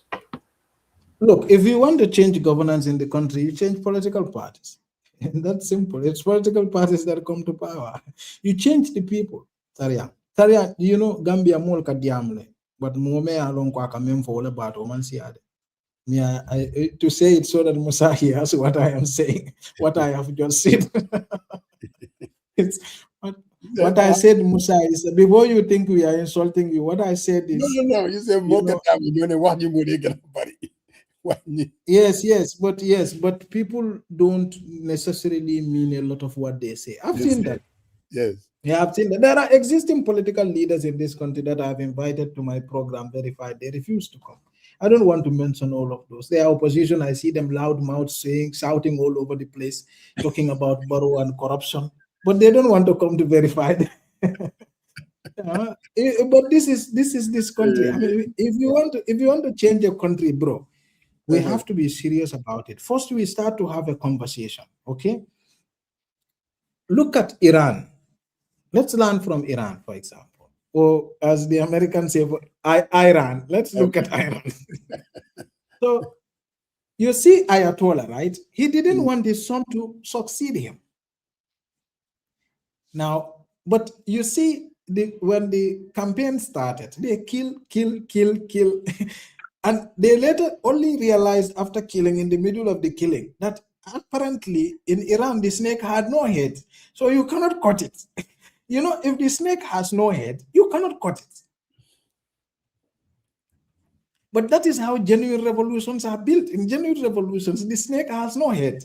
So you cannot cut it. You cannot sabotage it. If you come, you kill, until you kill 10,000 people and you look behind and the system is intact. That is how Africans have failed to build their republic. Okay? We build republic around one or two people. When those one or two people leave the stage, the entire system crumbles. That is how Libya was built. Libya was built around Muammar Gaddafi. Once he left, the system collapsed. Okay? Because the people, Sidia used to say that the people needs to be the authors of their own development. And we underestimate that statement, because it's right that people needs to be the authors of their own development, because in other words, we have to go back to the people and begin development with solving the problems of the people. Okay? So once you solve the problems of the people take ownership of that, because it's their problem that is solved. And they have to be part of that process of solving that problem. Okay. So, but here we create, they are not leaders. We create people who lord over others, you know. So when you come, you kneel down, they tell you what needs to be what needs to be done. These are the people who know all the things. They're the people who know the answers. Some people, they even give certain higher Islamic certain higher whatever ranks to their leaders, you know, like when they kneel with them, they go and seek prayers from them. You know? So some people, you wonder if they are looking for a prophet or some kind of Mahdi in their political parties. I mean, so you have to change that. Unless you have a departure from that, you cannot build a resistance, because resistance has to begin from the party, you know. It has to be within the political party that itself, that they rise to question the leadership, they rise to question the path that they are taking, they rise to question everything, because that's how countries are built. So you build it in such a way that, you know, anybody is dispensable, anybody can just go. Okay, but political parties are not built like that here. It's not built like anybody can just go. So, for example, look at the history of all our political parties. When Jawara left, the PPP died. Nobody could sustain it. When Jame left, the APRC died. Nobody could sustain it. Okay? And right, even the recent ones, there are parties that were talking about transition, and what did they say? If our party leader leaves, the party is going to die. Okay, so it's the same trend. So NPP, what did Barrow say? Barrow says if he leaves, they didn't go for third term, his party is going to die, my party is young. You know, so those are not parties, they are interest groups that are serving someone. Okay, so that is why I said we have to look to Iran, I mean, and see what they have built. They have built a system around sets of ideals with bunch of clerics to make it work. So when you kill 10 people, there are 20 people behind. You know, at some point they even decentralize command structure such that every unit is on its own. So you have, you know, 10 governments in one government, you know. And so, bro, we have to sit down and think about this country, really. I mean, Mustapha, now, yeah, I like some of the statements that you said, but I want to kind of further interrogate it. In talking about Iran, you saying that you make it sound like it's a success story. I don't know what the average Iranian is thinking right now. Even though it's a success story in a lot of ways, though. Right. But that's not even where I'm going. You also said that it all comes down to resistance as a strategy. Yeah. That if Gambia wants to, if we want to solve our problem, it's going to come down to public resistance as a strategy. Definitely. Definitely. And I kept asking I kind of, the more I listen to you, I say, okay, where in the world have we seen the resistance that Mustapha is talking about being a success story all over the world? And I start questioning. I'm like, you look at what's happening in Sudan, which some would say there's a resistance happening, and all you end up getting is a failed state. And then you look at what is happening in places like Yemen. I mean, you look at what even within our sub-region, what is happening in Mali, where you have these Tuareg saying they're forming public resistance. In other words, any group can get up and say, we're going to resist to bring about change. And when we ended up those except that those are words, Musa. Hold on, I'll allow you to. I just want to. Maybe you can help me fill in the gap. Maybe I'm going about it the wrong way, but I just want to kind of air it out, and then you can help me out. And then you said you're not interested in political solutions because that's not going to solve our problem. No, I didn't just say that, because also, you know, for me, I don't talk about political solutions because they are not my. I'm gonna. Yeah, go ahead. I'm gonna miss my train of thought. Like I said, I'm just stating this so that you can help me. Down. And then I said, okay, for 20 years we had a situation that was really bad, and it came down to we've explored different avenues. I mean, we even sent sons. They came to the Gambia and they got slaughtered. It took a political solution for us to get out of this mess and give ourselves another opportunity. So how do you square away this idea that somehow what it's going to take for the Gambia at this juncture is public resistance as a strategy? And one would say that may even lead to chaos and anarchy. That maybe the solutions is a political solution that we need to kind of look into rather than what Mustapha is saying. What do you say to that? Or where So for political solution, I think if the people need that, they may need to gather Halifa Sallah, Hussein Darboe, and others. So I don't talk for those people. Those people will give them the political solution. Now, that is not my area. Now, the point I was trying to make is that let's correct the history first. This thing we have in 2016 was as a result of resistance. There was no political solution that came out of it. It was resistance that brought about what we have. Okay? It was a combination of different actions led by different sets of Gambians at different times in history that led to what happened in 2016. Okay, of course, the politicians led it, and that's a good thing because there always has to be a combination of politics. Because even resistance is political in nature, because resistance has to be organized, it has to be led, it has to be, so resistance in itself is political. But the kind of resistance I was talking about is just the underlining principle of democracy. In America, they used to say that when they walked out of one of their founding fathers, during the early days of their republic, when they walked out of the conversations, they asked him, so what do we have? Is it? Yeah. He said, it's a republic if we can keep it. Yeah, exactly. It's a republic if we can keep it. Now, the point, why did he say if we can keep it? Because the republic requires constant resistance for you to be able to keep it. You're going to be having tyrants who are going to come and threaten your resolve. You're going to have tribal warlords who are going to come and galvanize groups of people along tribes. You are going to have religious sectarian people who are going to have and threaten to destroy the republic. So it's a constant mobilization, constant challenging, constant resistance. But that resistance has to be organized. That is why I told you, you have to have an independent critical press that is very determined, very educated, deeply entrenched in their views. And you have a civil society that's highly motivated, deeply entrenched in their views, pro-republic. Those people will create citizenry that will not listen to politicians and do as they say. They will instruct the politicians to do as they say, because that is how the republic is built. The republic is not built so that the president can tell us what he wants. The republic is built so that we tell the president what we want, because it's the people who put their money together to feed the president and give him job to do. You see, so that's the kind of resistance I'm talking about. Now, the Tuaregs, what they are doing is a rebellion that is just fighting for an Kukoi. What he did in the Gambia was not resistance. It was just, somebody who misunderstood things, and But do you see though?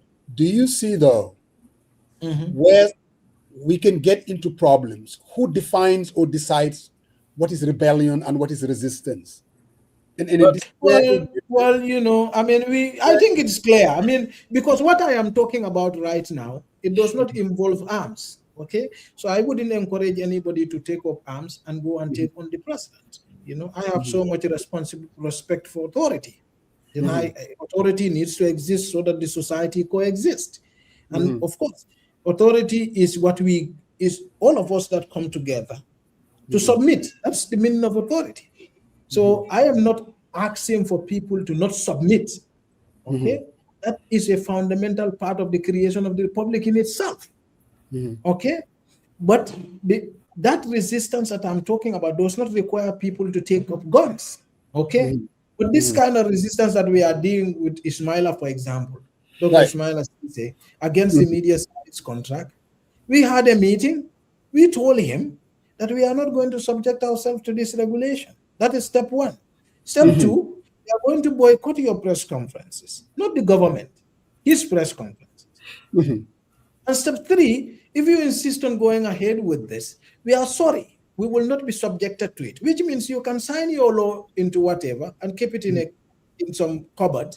It will not apply to me. So if you want, you can take some paramilitary officers and come and arrest me in my house. That is a resistance. That is saying that this is a republic, and in the republic, the power resides in the people. Okay, and the people have shown the importance of free press, the importance of investigative press, the importance of critical media, the importance of fact checking. Okay, and those people are saying, we are sorry. This one is a red line. Okay, so that is the kind of resistance I'm talking about. Certainly, I mean, we do not have to take up arms. I mean, we saw that didn't work for us very well. I mean, 1994, we took up arms, it didn't work very well. 1991, it didn't work very well. So that kind of armed rebellion has never worked for us. But a resistance where citizens are educated of their rights, they are empowered with information through critical journalism and a very powerful civil society engagement. That is the kind of society that produces political leaders that are responsible. So without this other 3, forget it. We are never going to have, because look, Musa, I will tell you this. Except you have somebody who resembles the kind of uprightness of Umar bin Khattab or Abu Bakr, you are never going to have a leader in this country who is going to make the kind of reforms you want. It's not going to happen, except if you have resistance. Come to think of it, what did Barrow tell you when he came in 2017? Everything he's opposed to today. Why do you think that is the case? Because he's comfortable. It's everything he told you. He told you we are going to change. You know, there are some good things that happen along the way, right? But there are a lot of things he's also doing that he has told us he doesn't know. I mean, this is a guy who said he's going to leave very soon. Now he's going for that term. So if I listen to you, Musa, my second. Sariang, please allow me. I just allow you to ask. Like, the way you frustrate, I just want to relate something. I'm leaving. I'm leaving. I think you may want to be interested in what he's saying. So just give me a chance. Why you so frustrated or wrapped up about this, man? I just got a text and I don't know whether it's true. They're saying Honorable Yaya Menteng has been arrested or something. So yeah, I saw that too. I don't know. That's all I want to share. I don't really. Yeah, I think it's true. Alcamba Times wouldn't report it if it's. I really don't know. I mean, I don't know. When I'm on my. I think it's true. I mean, Alcamba. Yeah, I heard that it is true, and I only hope that. For what? Not selective. That he would be arrested and detained. You know that it will be selective. I mean, yeah, of the course. others who were doing it, we saw the deputy speaker. I hate calling him that, the most spineless human being in the history of our country, go to Tangier police station to try to defend those that were doing it. But again, go with your question. We can. I can't even remember what my question is anymore. That's what happens when you're old. This is what I was trying to avoid. Write it down. Bro, go ahead, Pasamba or Karian. No, Mustapha, you were talking about resistance. I'm talking about this bill. What I've come to see is that the arrogance of it is that I think the minister has now made it a personal thing, as if he owns the bill. It is my bill, and not it is the people's bill. And that's why sometimes you have this disconnect. When your ego comes in the way, because to hear the minister say, "Oh, this is what I like," boycott. Dr. Cisse represents an institution, an institution that was founded on behalf of the Gambian people. He was appointed by Gambians, by Barrow, who was given a mandate by the Gambian people to appoint a minister to work for him on behalf of the Gambian people. So, but when you turn it around and make it as if, oh, you know what, man, I am the, what you might call it, it's about me, that's where we have a problem. And this is where dictatorship comes in. And you see, there was something that Michelle Obama said. that power does not change people. It shows you the character of the people, It individual. reveals them, yeah. Yes, it does not. It doesn't change anybody. It reveals the character of an individual. And to me, Mustapha, when I look at this bill, I've been here on record saying that Barrow is going to win. I don't want it to happen, but I want people to be very mindful of a third term of Barrow's presidency. I think this is just a prelude to the actual show.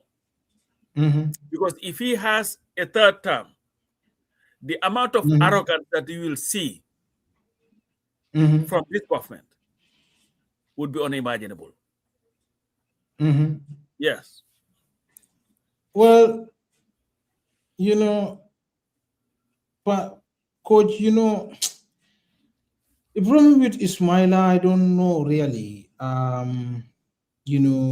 You know, and this for us, you know, I mean, that is why I told you he doesn't know our history. I mean, if he knows what we go through to do what we do, I think he will understand us a little bit more, and he will have a little bit more respect for us. I mean, a lot of the people who are doing journalism in this country, they're doing it it's very inconvenient, you know, and especially if they are doing investigative journalism and fact checking and all of that. I mean, it's very inconvenient, it's very exhausting, it's very tiring to collect data in this country. And so the determination is not something a politician can deal with. Do you see what I mean? Like, Jonkunda was Jonkunda until he passed away, you know. Well, not passed away, but until he disappeared, you know.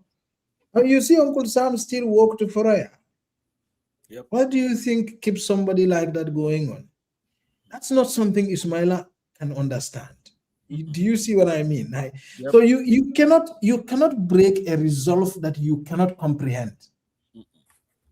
No, you cannot. So I don't think he understands us. I mean, I think he will push, he will try. But the idea that somehow I am going to walk through Pura and sit before Dr. Njokuba, who was against this freedom, to come and give me a permission to come and become a journalist. I told them I would rather die than do that. And any journalist who has practiced journalism my time would die than do that. There will be no journalist who will do that for him.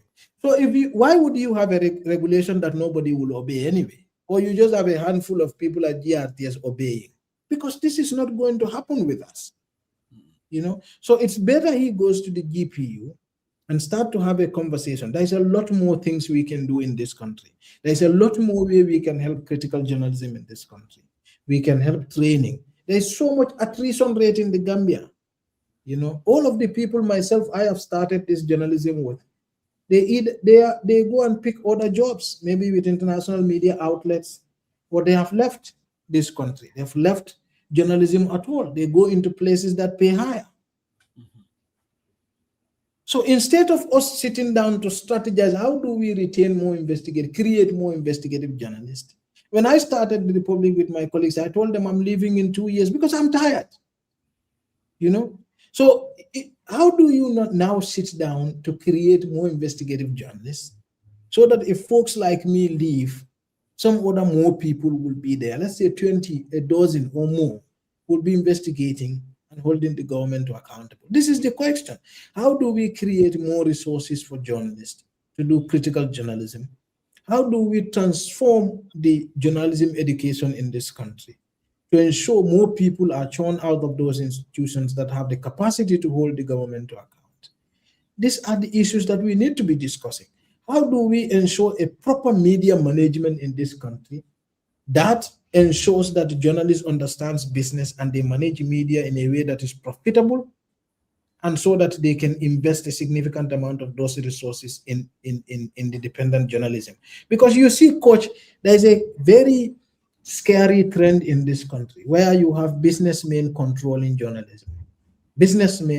Journalism is a tool of the poor. Journalism is a tool of the masses. It cannot, under any democratic dispensation, be controlled by the rich people or the business class. You've seen that in crony democracies like the United States, for example, where you live. It's not such a beautiful story, you know. So we have to have a conversation, and that thing is already here. Journalism right now in this country is being controlled by rich people. They're already here, you know. So there's a lot more conversation we need to have, you know, as a fraternity, as an information ministry, you know, to take this profession to a different standard, and not, you know, registration. What does that even mean? Oh, we are going to give you an accreditation, you know, so that you can go and what does that, like, what does that even add qualitatively? Nothing. What's the difference between a journalist walking around with a government accreditation and a journalist without even an accreditation? What's the difference? Okay, or a journalist, what good does it do to Pura to keep a register of journalists? Nothing. So we should be thinking about things that add qualitatively to our democracy. And all the cases, I told a colleague of mine these days, all the cases that media, government has been talking about in this country, accountability issues, they are works that have been produced by media. The Dr. Banja case. Dr. Banja case I was the star witness in that trial. If I did not testify, that trial would have collapsed. Okay? So a lot of even the recent Gala thing, the Jame asset issue. Okay, yes, Gala happened. Gala happened as a result of media report. And if Gala did not happen, government would not have taken it seriously. The National Assembly inquiry would not have happened. Penny Appeal, the British charity that abused children here, the government went and said nothing happened. It was only after a media investigations that the government took that case back to court. They are still tinkering with it. Okay, tons of cases. Gambia College, the rape that happened there, you know, the sexual abuse that happened there. It was a media report that brought it to light in the first place. Of course, there was a police investigation ongoing at the time also. But the media adds flame to it. And that's how we were able to have justice. There are tons and tons and tons of examples like that. So it shows that the government and the media can work together for the benefit of the democracy. But the way it works together is not the way Ismaila wanted to work together. The government cannot control media or set the rules for media, because if you have an institution where the accountants are the ones who set the rules for auditors, that institution is not going to have clean books.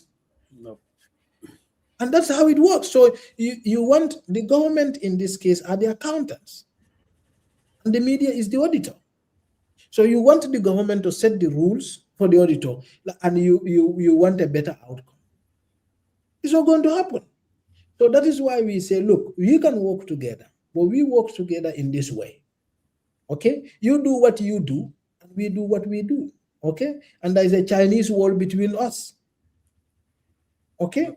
So, but he doesn't want that. So he wants a situation where, and you know, after this happened, he went around disrespecting us, because I considered it disrespect, because I mean, qualitatively, he says, I heard in this press conference that he wants something of quality. But majority of journalists didn't go to that place. So you couldn't have quality with 7 people when there is over 600 other people out there. I mean, 7 people cannot be better than 600 people. Yeah. Okay. So, and secondly, also, I mean, he is sharing contents all over the place. People who are supporting it, they are calling media AI-generated people, journalists AI-generated people. I mean, I have worked with journalists across this continent and around the world. I mean, the media content in the Gambia is not very bad.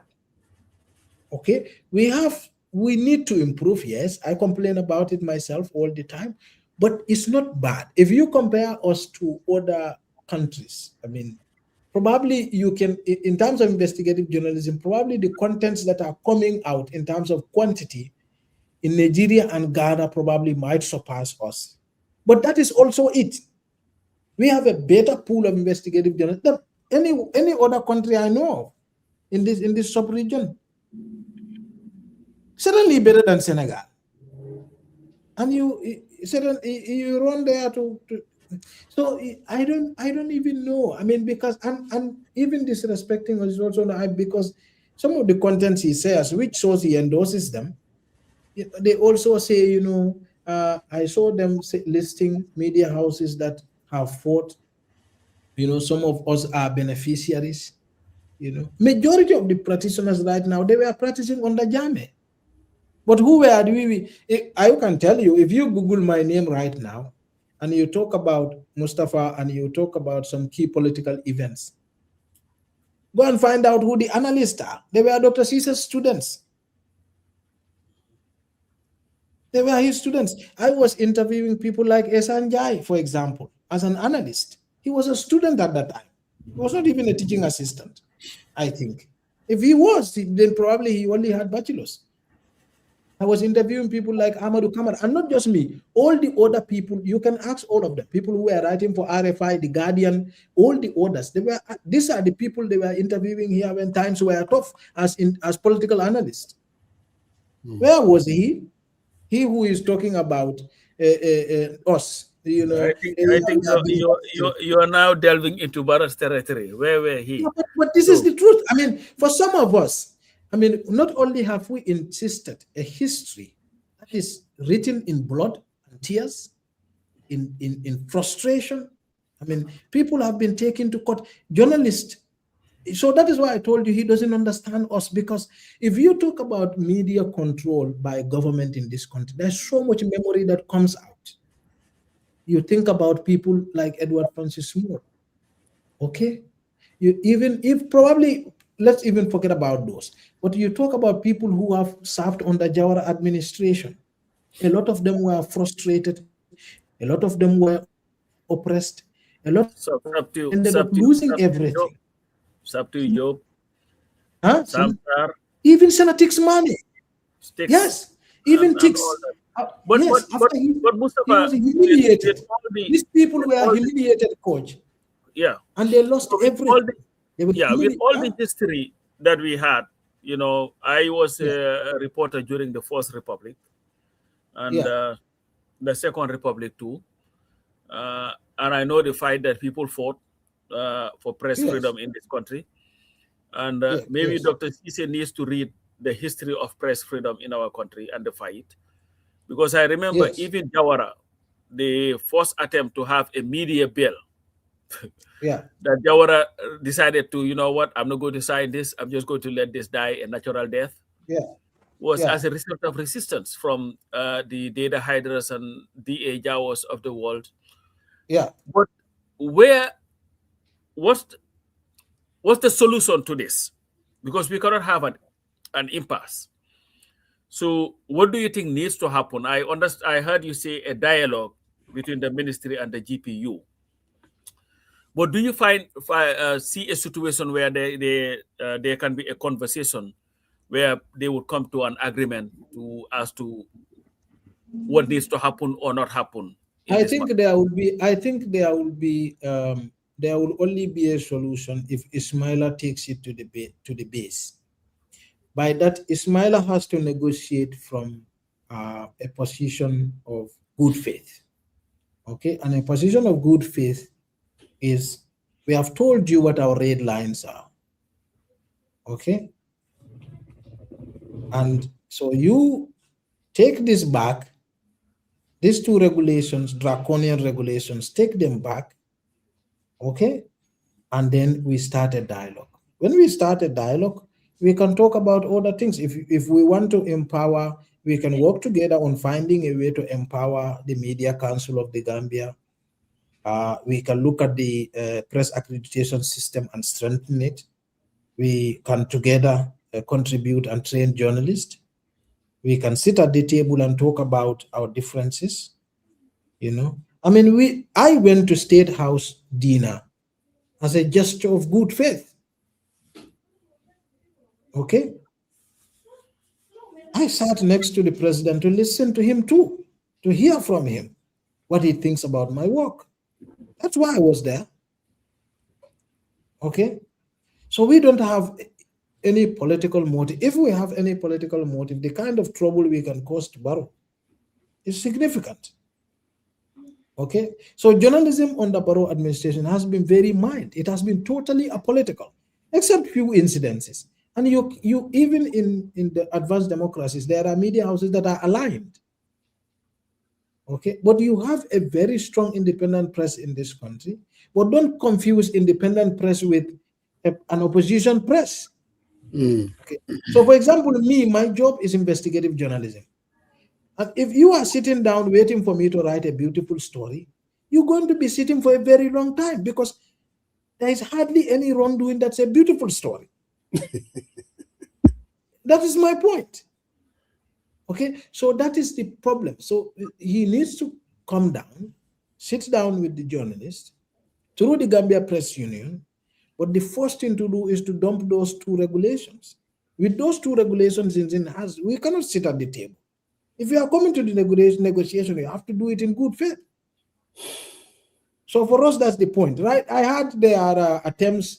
There are people who are trying to bring them and the union together. But for us, we wait and hear and listen to the union. If the union says, yeah, well, we are into talks with doctor, tomorrow we are back. He holds press conference as a sign of good faith. I will go and ask questions. Not nice questions. That's not the nature of my job. But I will ask questions nonetheless. But that's the thing. So if he wants dialogue, we have to dialogue in good faith. You know. But what we are not going to do is to betray the very foundations of this job. Okay. If I am going to change practice in this country, I need to quit journalism. If I am going to do anything that is going to harm public interest, I need to quit journalism. That is how much I respect the history of this job. Okay? You know, that is how much I respect people who have died for this job. That's how much I respect people who have lost everything in this job. You know? So you see, that is why I told you he doesn't understand, because these are the kind of memories he brings out. Yeah. Folks like Tix, after they took him through all those lawsuits, he went broke.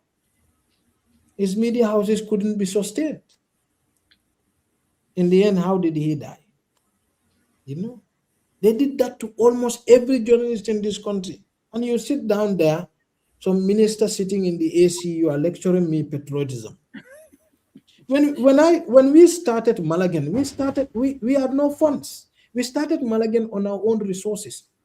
And it took us over 1 year before anybody gave us a butut. Okay?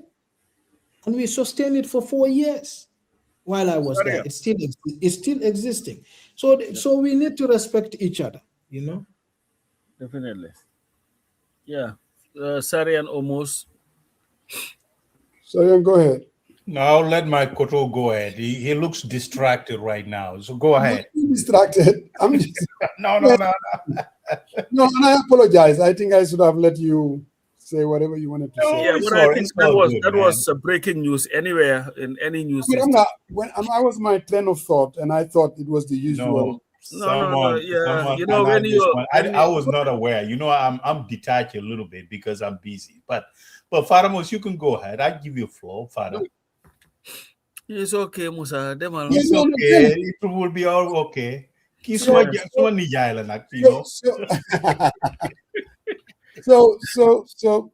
I wanted to come back to the resistant part,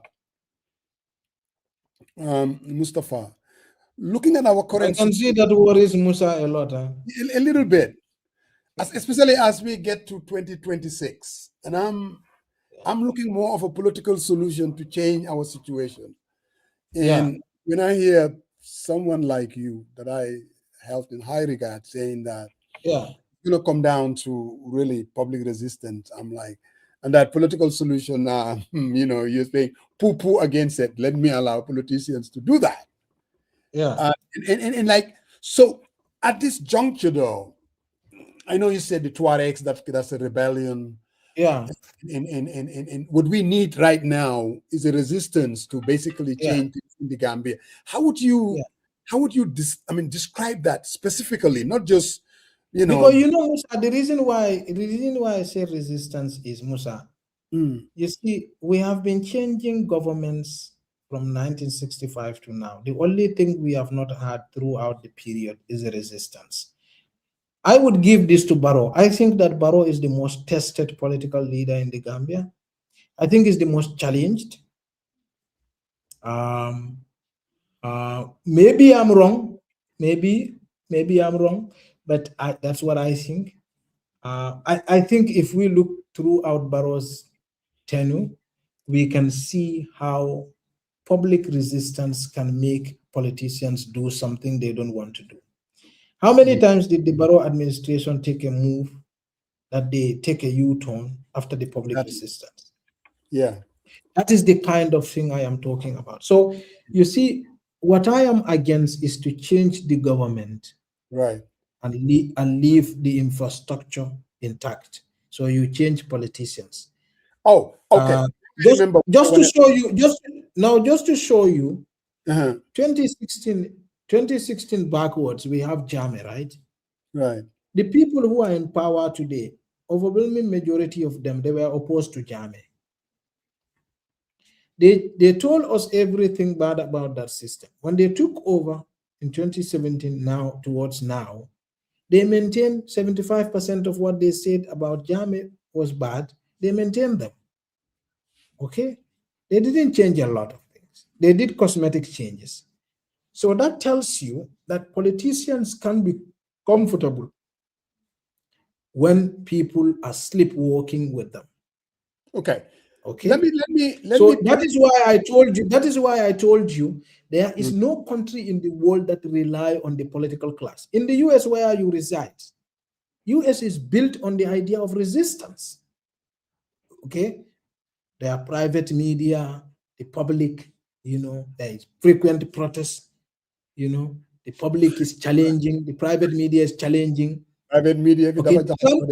It all depends. Yes. Now, of course, now because things have changed a lot. Now you are a crony capitalist. Your private media is media concentrated. I mean, we call it media concentration, where you have a couple of few people owning large chains of media organizations, and they have business interests all over the place. Where do you get your news from? I mean, whether you're talking about. But I talked about that. That's why I told you journalism. That is why I told you journalism should be a product. So the whole thing, but there was something that you said about, and you said Abubakar, like the Muslim clerics, and then you said, outside of those people, looking at the Gambia as it is, with the alternative that we have, you are not very hopeful. What do you mean by that? Are you saying that? No, what I mean is, what I mean is that you are not going to have these people who are presenting themselves to you to change the Gambia. They're not going to change it with comfort. You have seen examples of that. 2017, 2018, they are the same people who are telling you, we just come right now, take it easy, we need time. The same people. You don't have there are majority of Gambian politicians who are currently seeking mandate. They've already been tested. So you know what they're going to do. So you're saying that we don't have to worry ourselves? I mean, we're as good as retaining Barrow than rolling the dice? No, that's not my point. That's a political statement. So I will not go as far as that. What I am saying is, even if we are going to change, we have to change with the understanding that that political change, that election is just an entrance to democracy. Okay, democracy is a constant holding the feet of the leader to fire, and that you need to have an investigative press, a very tough civil society, and a resistant population. That's what I'm saying. So it doesn't matter if you don't have that. You can change political leaders all you want, but it's not going to change anything. Because I'm just, again, I do understand what you mean by this public resistance. But here again, if you're looking at this arrest of Menteng, Yaya Menteng by the government, supposedly for whatever he did or didn't do when it comes to the registration. We see the Sidin Jais of this world. Everybody is playing their game. And then within the opposition, not only do we have the Mamadou Sabalis going after Menteng, you have within the opposition to going after him. So that tells you how in God's name are you going to have a public resistance that can, because everybody, Musa, Musa, there are ways to have resistance. Let me tell you, Musa, majority of people might be incapable of leading, but when they see a quality movement, when they see a good cause, they go inside, they joined it. There are a few cases in this country that are able to bring together on the same umbrella, on the same roof. We've seen that. We have made popular. I mean, we probably are the only country in the sub-region that was able to vote out a dictator on the ballot without doing anything. I mean, of course, there are a lot of uncomfortable things that happened in the lead up to 2016. But we voted out a dictator on the ballot. It doesn't happen anywhere. It has never. I've never seen it anywhere. Absolutely true. Okay. Definitely. Exactly. So it tells you that when people mobilize, they can do something. Now, what is happening in your political landscape, bro? Me, I don't know, man. And this is where I'm going to fault you, because that is what it's going to take. It's going to take a political solution to change. Yes, but so I cannot cross that line and go into the politics to mobilize. So because if I do that, now it's like leaving your guard to go and protect somebody else's guard post. That's true. I'm not able to do that. Now the point is what UDP and UMC and APRC to Alliance and DOI and others are going to do. I think they are very competent. They know that, so they just need to go and get that done. Otherwise Barrow is just going to get a tartar. I mean, I think in the political class, I reserve my opinion about politics a lot, but in my private conversations, I speak about politics a lot. If you talk to a lot of people who are close to me, they will tell you my predictions about our politics are usually very right. Huh? Can you make one right now? No, I'm not making any, because those are not for public consumption. They are private. Oh, come on now, an investigative journalist that is always going No, because I was a political reporter, so I know politicians in this country. I was a political reporter. This is all I do. Mustapha, don't fall for it. If you do, no, I'm not. The headlines will be investigative journalist. It says this and that. No, I'm not doing that. I'm not doing that. Musa Jeng will be the next president of the Republic of the Gambia. So Brother Marong, hand you over the button. And again, I apologize immensely. Brother Marong, you're on mute. Faramos. Yes, sir. I still love you, man. It's okay. I know. I understand the political kamikaze, but it's all good. It's not. It brings the central question to what Barrow has been saying. It's not going to be easy like that day. So the rough and tumble, it's all good. Mustapha, but I wanted to. And I'm glad that you refused to take the bait on the last question, because no politics. I am going to remain quiet on that. I don't know who is going to win. Barrow can win, he can lose also. Remember, Barrow has never been winning elections anyway. It's the oppositions who have been losing elections. But Barrow's popularity has. Huh? Mustapha, you're on the ground, and one of your niche is investigative journalism. And I heard you talk about accountability, and the current incumbents' numbers haven't rise, but instead it went down from 2016 up to date. But 2018 up to date. Yeah, 2018 up to date. So from 2018 towards now, he has been on a nosedive, steady decline. Yes, yes, and but I guess those data you can check them, all of them. No. I bet. What my question to you is, how come? I mean, obviously you interface with people on the ground, and I don't want you to give any political analysis, obviously, but how come that number doesn't translate per se to election laws, to other choices other than the current administration to effect change? Because there are many, often always my first instinct is I don't know. So that's the first answer, I don't know. The second answer is to say to Musa that I don't like you doesn't mean to Sariang I like you. So I can, do you see what I mean? Like I may not like Barrow, but I may hate you more than I don't like Barrow. Do you see what I mean? You see, some of us do you see my point? Primary school, so I don't understand. So the fact that I don't like Barrow doesn't mean I like you.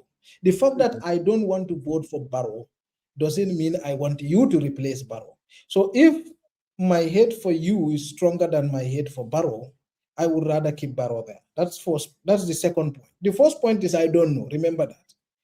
The third point is I don't know the voter behavior of the Gambian population. I don't know what makes them tick. Okay, I have always thought that, and I had a conversation with some people in the Gambian politics to say, I think you need to do a behavioral study among the Gambia voter population, including your own supporters. Ask them this: why do you support us? Okay, including people who support you. Ask them, why do you support? Do they support you because you are Mandinka and they are Mandinka? Do they support you because you are very beautiful or handsome? Do they support you because you speak very eloquent English? Do they support you because you are demonstrably good Muslim on the outside? Do they support you? Do they hate you because they think you are Mandinka? Do they not vote for, maybe hate is too strong a word. Do they not vote for you because they think you are Mandinka? Do they not vote for you because they think you are a tribalist party? Okay. Do they not vote for you because they think Mandinkas don't like Fana Fana? Okay. Do they not vote for you because they think because you cannot speak their language? You have to understand what makes people tick before you can have a conversation with them. Mm-hmm. Do you see what I mean? If yes. in the Gambia, if EU ambassador, for example, is going to CePRASS, is going to do an assessment of the people he's going to meet, who they are, what their needs are, so that he will be, all the details he needs to know so that he will be able to strike a meaningful conversation with them. So if you are a Gambian politician, I cannot see how you shouldn't start your conversation with this. You need to understand the people. You need to understand, because to say that, I can say I am a voter, I can say I hate you, I don't like you because you're Fana, you know. Mm-hmm. There's nothing you can do about it. I'm a voter, I have my vote. So if I said I don't like you, I'm a Fana because you are Fana, you can go and complain all you want. I'm the one who, exactly, but I'm the one who said so. Because and I have the vote. So now you are the one who need to understand, if this guy doesn't like me because I'm a fan of him, how do I go and sit down to rationalize with him? But you need to know that I don't like you first because you're a fan of him. So you need to know what is in my head. Even the people who support you, you need to know why they support you. Because there are people who may just be voting for you because you are money, because my surname is Darboe, they may just be voting for me just like that. So you need to know even that. Like, you know, how many percentage of the population vote for you for X or Y or Z? So if you know the voter population and how many, including those who are opposed to you and why they are opposed to you, then you will be able to tailor your messages. Because what we do in this country is we plan like our own government. We have one monotonous message towards everybody. Politicians, they all issue one statement to the Fana, to to the Mandinka, to the people in Badibu, to the people in Sierra, to the people in North Bank, to people in Fon. These people, they have different needs. They have different ideas. Their levels of thoughts, thinking, exposure, education are different. Their social needs are different. Even the agriculture they do are different. In some communities, they only do gardening. In some communities, they only do rice farming. How do you have the same policy, the same communication, the same to everybody? So they need to change their politics. Because like I said, look, Barrow is an incumbent. If you need to remove the incumbent, if the incumbent holds one meeting, you need to hold 10 meetings. That's how you beat an incumbent. In 2016, the opposition could not even learn from their own history. In 2016, you know what? I will be in a vehicle, coalition vehicle, the media vehicle. I will be dozing, sleeping. When I wake up at 6 o'clock, they are having a meeting. Some of those meetings we don't report. Can you believe it? Have you ever seen a political meeting 24 hours? Definitely. You know why? Because Jame was at his full swing, and they knew to beat Jame, if he did 2, we need to do 10. That's how they were able to beat him. The atmosphere was charged. They faced existential threats. They knew we need to survive this. And to survive this, we need to do something extraordinary. So that they need to have they need to understand what makes the Gambian voter tick so that they can plan for them. If you ask me how to do that, I don't know. I don't have the answers. But they are politicians, so they're supposed to have the answers. So once they do that, try your chance. If they don't vote for you, you just know that your name is not in the Hadith, is not in the Quran. If Prophet Muhammad didn't say you are going to be president, Allah didn't say you are going to be president, you have not lost anything. I wonder you're just another. That's it. Your name is not in the Quran. I mean, you know what I mean. So just go home and sip some water. What up, Mugdi? Mustapha, thank you very much, man. It's an interest. Always glad to join you and my guys over here. But interesting perspective. I think what I always find fascinating, especially considering the enormous task at hand, should be to telegraph and convince potential voters or voters who voted, who might be disfranchised or who are dissatisfied with the status quo, to convince them that the opposition is the alternative, rather than folks quietly fixating on mediocre and stuff that is insignificant, that's going to bring, real change. I think there should be readjustment of status strategy in terms of how to telegraph and captivate that this is the moment whereby Gambian needs to resuscitate themselves from this political, trajectory, which is just declining. But sorry, if you think about it, if you look at the Gambian political landscape, you should. I don't see why opposition should be desperate, because Barrow is the only political leader in this country who has never controlled, who has never win all the elections, popular elections in this country. He's the only president. He's the most powerless president in the history of the Gambia. He's the only who has always never won majority in the parliament. Even the UDP was always trailing behind him. He won 16. In the last parliamentary election, UDP won 6. He won 18. UDP won 16. When they went to the chairperson election, he took half. UDP took half. Councilor elections, they are all ward elections. They are trailing behind him. There is no political leader in the history of the Gambia who has never won absolute majority in the parliament in all the elections, has never won all the councils in their prime, and has never won majority of the wards. Barrow is the only to not have done so. Okay? And right now we are having polls that shows you that Barrow is having a significant poor rating. Okay? But in any case, he's been winning an election. So the question now you ask yourself is how? How was he being able to do it? Some, they took an easy way out. The easy way out is that he has been rigging elections. And so if you believe that, I don't know. I don't have the answers. I have never investigated it, so I don't have the facts. It could be true. So if it is true, you need to compile that data, show us the significance of this election rigging, and publish it. Okay? Because the Republicans the Democrats in the US, when they were trying to impeach Trump, my gut feeling tells me that they knew it was not going to be allowed. The Republicans were going to fight it off. Mm-hmm. They didn't do it because they wanted it to work. They did it because they wanted to put Trump on trial. Yeah. They wanted the public to know he's a bad person. They wanted the public to know he was behind the insurrection. They wanted to try him in public and show the public that, in fact, he committed a crime. The only thing standing between him and jail is his colleagues who are trying to defend him.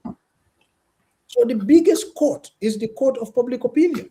Yeah. If you have proven an election rigging, you don't need the Supreme Court to approve it for you. Clean the data, make sure it's totally understandable to the average population. Publish it. Absolutely. Okay? Invite a press conference. Okay? Make a private investigator work on the data. Clean the data. It doesn't even have to be a private investigator. It could be a forensic accountant or a forensic person, right? Clean the data and attribute it to an independent work and publish it. Let the people know that the election has been stolen from you, and this is how it happened. Okay?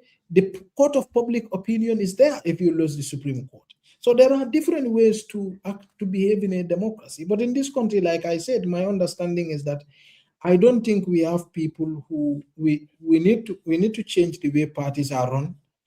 It's good if you have a retiree helping you do some of the work, but I think all the parties need to have staff who wake up every day to go to party bureaus and think about nothing but that party. They have a specific terms of reference. Okay, they do research for the party. They work on their policy documents. They do their finances. They do their fundraising. Okay, they do everything for them. They audit them. They do everything. Okay. So Mustapha, we're getting close to the end. There's something that you said that kind of interests me a little bit. You said you were a political reporter. That tells me that I was a political reporter all throughout my life until I started investigative journalism. Even now, I do politics, you know, I in the background. So I talk a lot and I do analysis. But like I said, I don't publicly comment. Let me come. So that tells me, and you also said about voting patterns. Something tells me that you know the voting patterns. No, I don't. I don't really. Myself, I think Gambians are very difficult to understand. Indulge me. I'm gonna take the lead, and you can tell me whether I'm on the right path or not. Because not only are you a political reporter, you know Gambian politics very well. So if I say that the voting patterns, as far as the Gambian voter, is driven by four things, I call it the ethnic consideration, and I want to come back to that. And then there is patronage, and then there is likability, and then there is resources. Resources and patronage, they work hand in hand.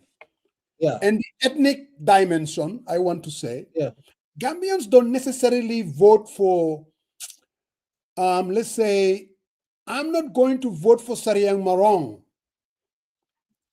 If Sariang Marong, who happens to be a Mandinka, but a candidate for president, he just happens to be a Mandinka, but he's not a Mandinka candidate, or he's not perceived to be a Mandinka candidate. There is a distinction. I mean, you can tell me whether I'm right or I'm wrong. Yeah, there is a distinction between being a Mandinka and being a Mandinka candidate, definitely. Exactly. There are many Mandinkas, for example, in the race, but there is a Mandinka candidate. Exactly. Musa Jeng can go out there and be seen as who happens to be a Fana.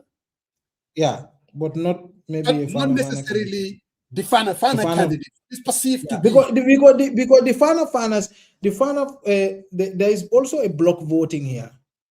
So the Fana, that sees itself as a Fana is not a very big group. Okay, of course, if you divorce it from mainstream Wolof, it's not a very big group.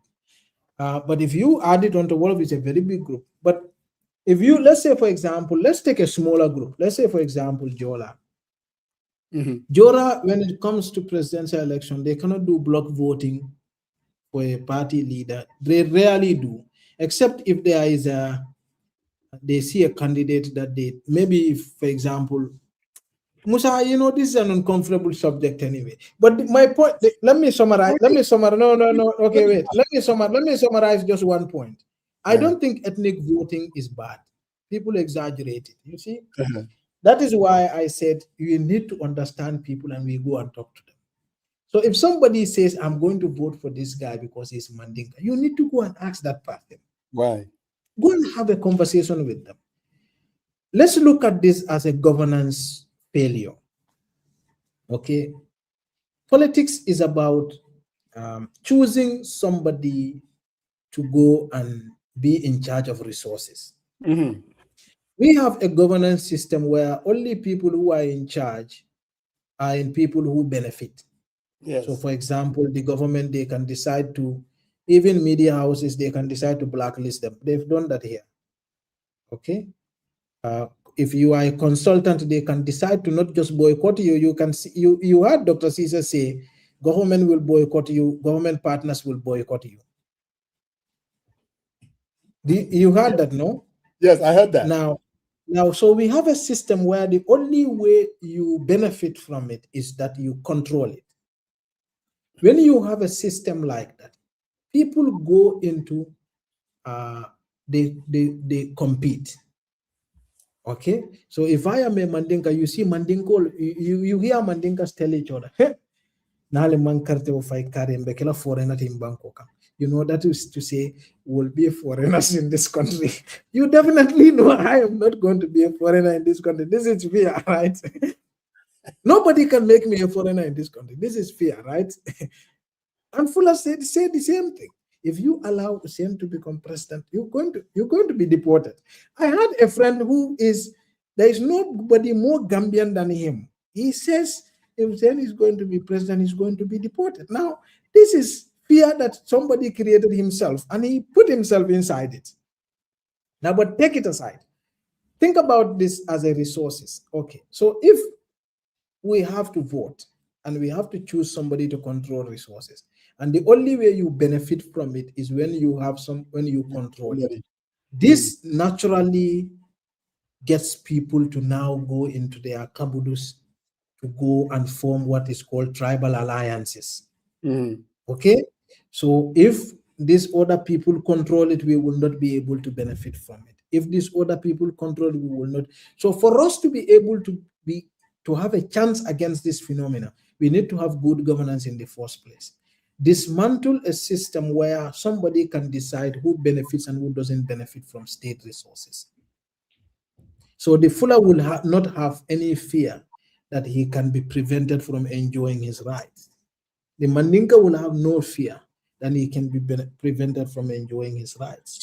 So the Jola will have no fear that he can be prevented. You believe that ethnic voting is part of our voting patterns? It's part of our voting patterns, but it's created by. I'm just saying that. No, it is part of our voting pattern, but it's created by poor governance. Huh? It's created by poor governance. Poor governance. Yes. No, absolutely no doubt about that. But again. And corruption also, because I've seen scenarios where corruption is also part of poor governance, because I've seen scenarios where people come to you and even to investigate a particular case and to sell it to you, they tell you how Mandinkas are disenfranchised in that, or how Mandinkas are. I speak to Mandinka because I am Mandinka. So of course I'm sure Wolofs do the same thing, other groups do the same thing, Tarahules do the same thing.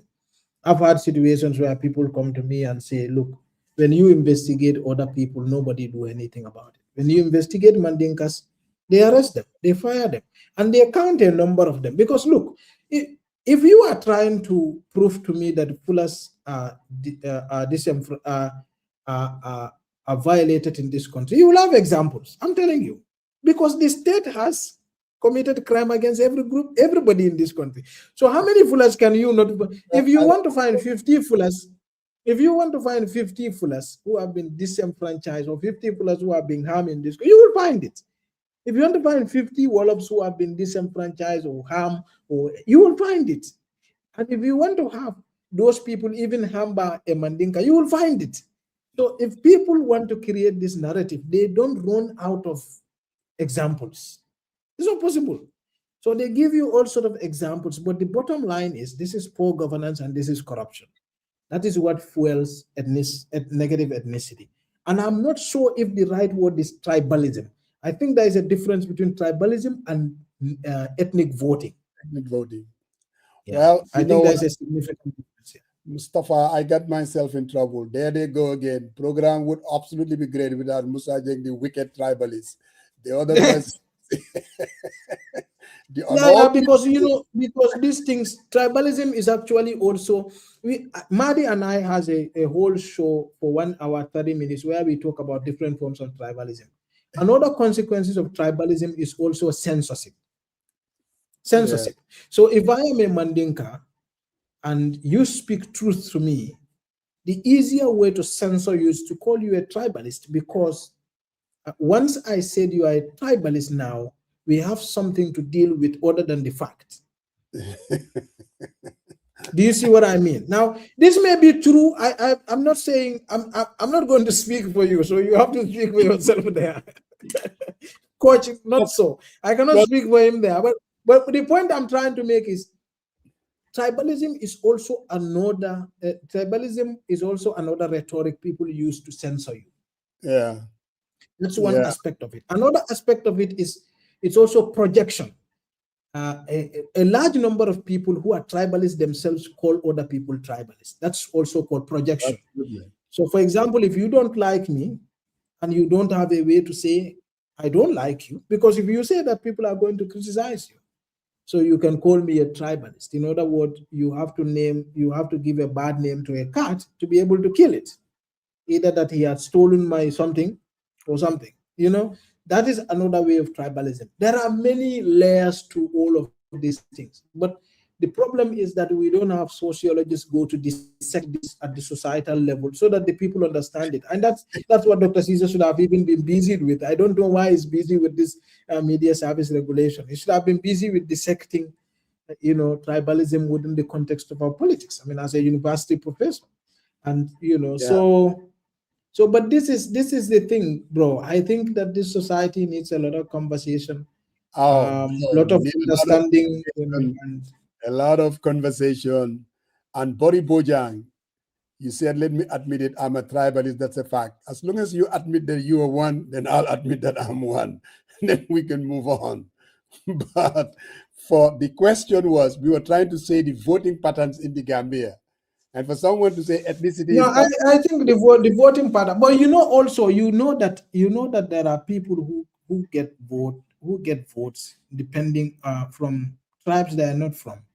Okay, so for example, let's say for example, assume that UDP is granted UDP is let's say, because people have said UDP is a Mandinka party, right? Mm-hmm. And this has been said a lot of time, right? But if you look at the UDP in 2018, right, during the parliamentary elections, they won 31 seats, and a number of them in communities that are not majority Mandinka, right? Mm-hmm. Okay, so how do you explain that? Because I don't think generally that people are just going to vote for you because of you come from a particular tribe. That's why I mean. No, I think it happens. But what I am trying to draw your attention to, is there are many things, Musa, that makes a voter decision. Many things. A lot of things. So I may have tribe as just, let's say, 5%. It could be 10%. It could be 15%. It could be 25% in that decision making. So that is why you need to have a voter behavior analysis, so that you know how to do your messaging. Because if I don't know what makes the voter tick, I can just assume that because they don't like Barrow, they've never liked the man, you know. No, man, I still keep him there. Huh? I seriously think one of the reasons that even Barrow won, even though the coalition came together, but he was he was an unknown commodity. People didn't have strong feelings about him. And again, the reason why I kept going back to this distinction is, take Amulai Jane, for instance. Amulai Jane was running as a PPP candidate in Saloum. The majority, there's just a small enclave of a Mandinka population, and this guy was winning by a landslide. There are tons of examples of that. OJ was around Talinding. So it's not a majority Fulani area, you know. Vote because of no. I mean, that is why I said it's complex. There's ethnicity there, but it's very complex. It's very complex. So, for example, come to think of it now, Talib is between let's say, is between Mandinka and maybe I mean, I don't like to go down to the stereotype, but he's mainly Mandinka, but he's not genealogy historically well anyway, right? So, but if you have people in that community, like they always call him NPP people, they call him NAR. I mean, we've had a lot of hate speech alerts that are done on that while I was at Malagan. He's probably the one who is subject. Actually, in 2021, he is the hate speech monitoring thing that that Malagan did. Talib was the most attacked political leader whose attack was subjected to his ethnicity. Okay, they call him Nar, right? So let's suppose Talib's Nar, right? He was winning KMC. Okay. So there are not many Nars in KMC who are voting, right? So I mean, so it's not necessarily Nar who is winning, it's Talib who was winning, right? Now, of course, you can go into his backing. Of course, he was a UDP back then, but the point is that there's so much that goes into voting, voter decision. So we can be lazy about it. We can be also we can research it more to understand it more, so that we can speak to it in a more. I don't also like to believe that it's strictly ethnicity. It's not, because I've seen many examples. So it's not strictly ethnicity. Mustapha, it's been a good one. Pop Samba or Sariyang, unless you have because I have to go to work. And but it's always nice to have Mustapha break down. Maybe I'll bring him one day, just Mustapha and I, and he's going to tell me who's going to win in 2026. So I wouldn't be able to do that, you know, because, you know, I think to do that, you need to call back House Moriba to sort of, it didn't go so well in 2021, but I think that maybe if we give him a second chance, you never know, you know. So what were your predictions in 2021, or you just kept it to in 2021, I thought that well, I would save that, but in any way, but then I'll save that, you know. I'll save that. But you know, I used to joke that I think our problem started in 2017. I said that in 2017 we called Barrow Moses. If you are familiar with the story of the Israelites, Moses rescued these people from Egypt, and they got stuck in the desert for 40 days. Right. So whoever made Barrow Moses was the beginning of our problem, because Moses got stuck in the desert. Now Adam is a fresh start. I would rather we keep Adam than we go to Moses. Yeah, Moses got stuck in the desert for 40 days. Brother Marong, last final words. I'll give it to you, bro. Sariyang, you're on mute. Somebody says if Barrow wins election, he will quit politics. I think that guy is likely to quit politics. Modunjai. But let me tell you this, Modunjai. I mean, I'm not saying if Barrow wins, I'll quit there, but it's going to take a lot for him to to win. Keep the faith. Let's do the things that need to be done. Barrow winning has a lot to do with us, the opposition, what we have in our hands. If we exploit those vulnerabilities, take the fight to him, I think he'll be history. But I think also you guys shouldn't also, I mean, I see politicians also making stakes so bad that they make it look like if Barrow wins that we are as good as a failed state. I don't like those kind of things because they make the stakes so high. No, they make the stakes so high that it could cause violence, you know, because if you are saying this guy is a non-starter, we cannot have him at all, and he comes to win, it can be a problem, you know. I don't know. I mean, because we failed to have a constitution in the first place, you know, and there are a lot of reasons why we are where we are, you know. That's why I told you the Gambian need to have an honest, sincere conversation. We go back to the basics. And one of the mistakes that we have committed in 2016 was that we don't hold opposition to account. If we hold oppositions to account, we wouldn't be here. You know, the only person we hold to account is the incumbent we are trying to remove, only for us to replace the incumbent with another lookalike. I hear you. Yeah. I know you don't agree with that, but yeah. Well, I still believe I think, look, this is what I believe. I think the country would be better off. Now, do I believe that Barrow get defeated, our problems are solved? No, I don't. But I do believe that as a country at this juncture, for us to vote against the incumbent, I think is good for our democracy. I think it consolidates it more. And I think we will be really, I seriously do believe that. At least we will have an opportunity. You know, can things be even worse if possible? It's definitely possible. Me, I'm not voting for an alternative that I'm not happy with. I will abstain. Which is also voting. Because if you abstain, you haven't seen an alternative yet? No, I don't want to make a statement on that. But I know what my decision is. Mustapha, I'm beginning to have my suspicions. No, me, I am not making any statement on whether we can keep Barrow or remove him. That's not my.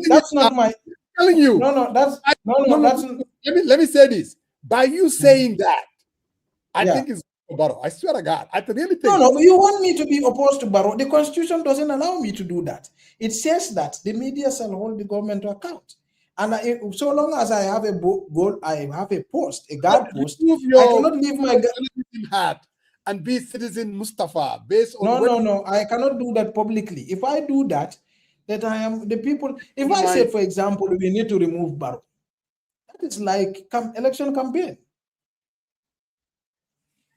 I'm not interested in that. If I see somebody I totally trust him, maybe. But you haven't seen that yet. I'm not going to answer that question. Bro, but thank you very much, though. Okay, we will bring you back. Okay, all right, inshallah. We'll get closer to the elections. Maybe by that time you would have seen a rising star, because I've already seen one. A rising star about the transformative change that the country needs. I have seen inshallah. And I'm hoping that you'll come and join me to do just that. Okay, all right, inshallah. Okay. All right, bye. Okay, all right, bye. Thank you, sir. Brother Marong, Pop Samba. Bro, karama dem ekati table. You know how that goes. Yangi lunch de. Xam nga all of the way lunch.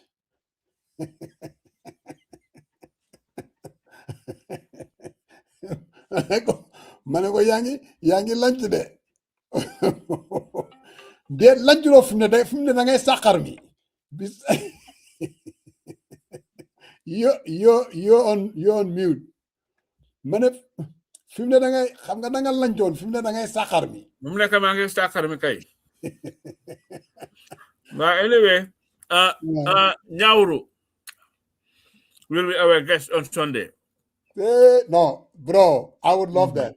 Nyauru mom ci suma style la boka. Yeah. This is Nyawur great. will be. Ute Yeah, nag di Bojang Vima gis onti ak Ibrahima Jawara. And Nyauru would be able to tell you all the things they are doing. It seems to be, I mean, as far as the data is currently concerned, the answer is with the UDP as far as the oppositions are concerned, but that could also change depending on how much work other newcomers and whatever coalition they are working on are able to put in. So we never know. I mean, let's see what happens in 4 months' time. You know? Yeah. Our mommy can. So that is why everybody should encourage CePRASS to do another survey in 4 months' time or in 5 months' time to see what the landscape is going to look like. For me, if you tell me, oh, Barrow's popularity is going down, I tell you that is that the news? His popularity has always been going down, but it's still also always been winning. So what? All right, Mustapha. Yeah. Pop Samba. All right, guys. Yeah, okay, all right, okay. So thank you everyone for tuning in. We'll be back next Sunday with Now. It's gonna be interesting. Interesting. All right. Okay, inshallah. Okay. Okay, all right, bye.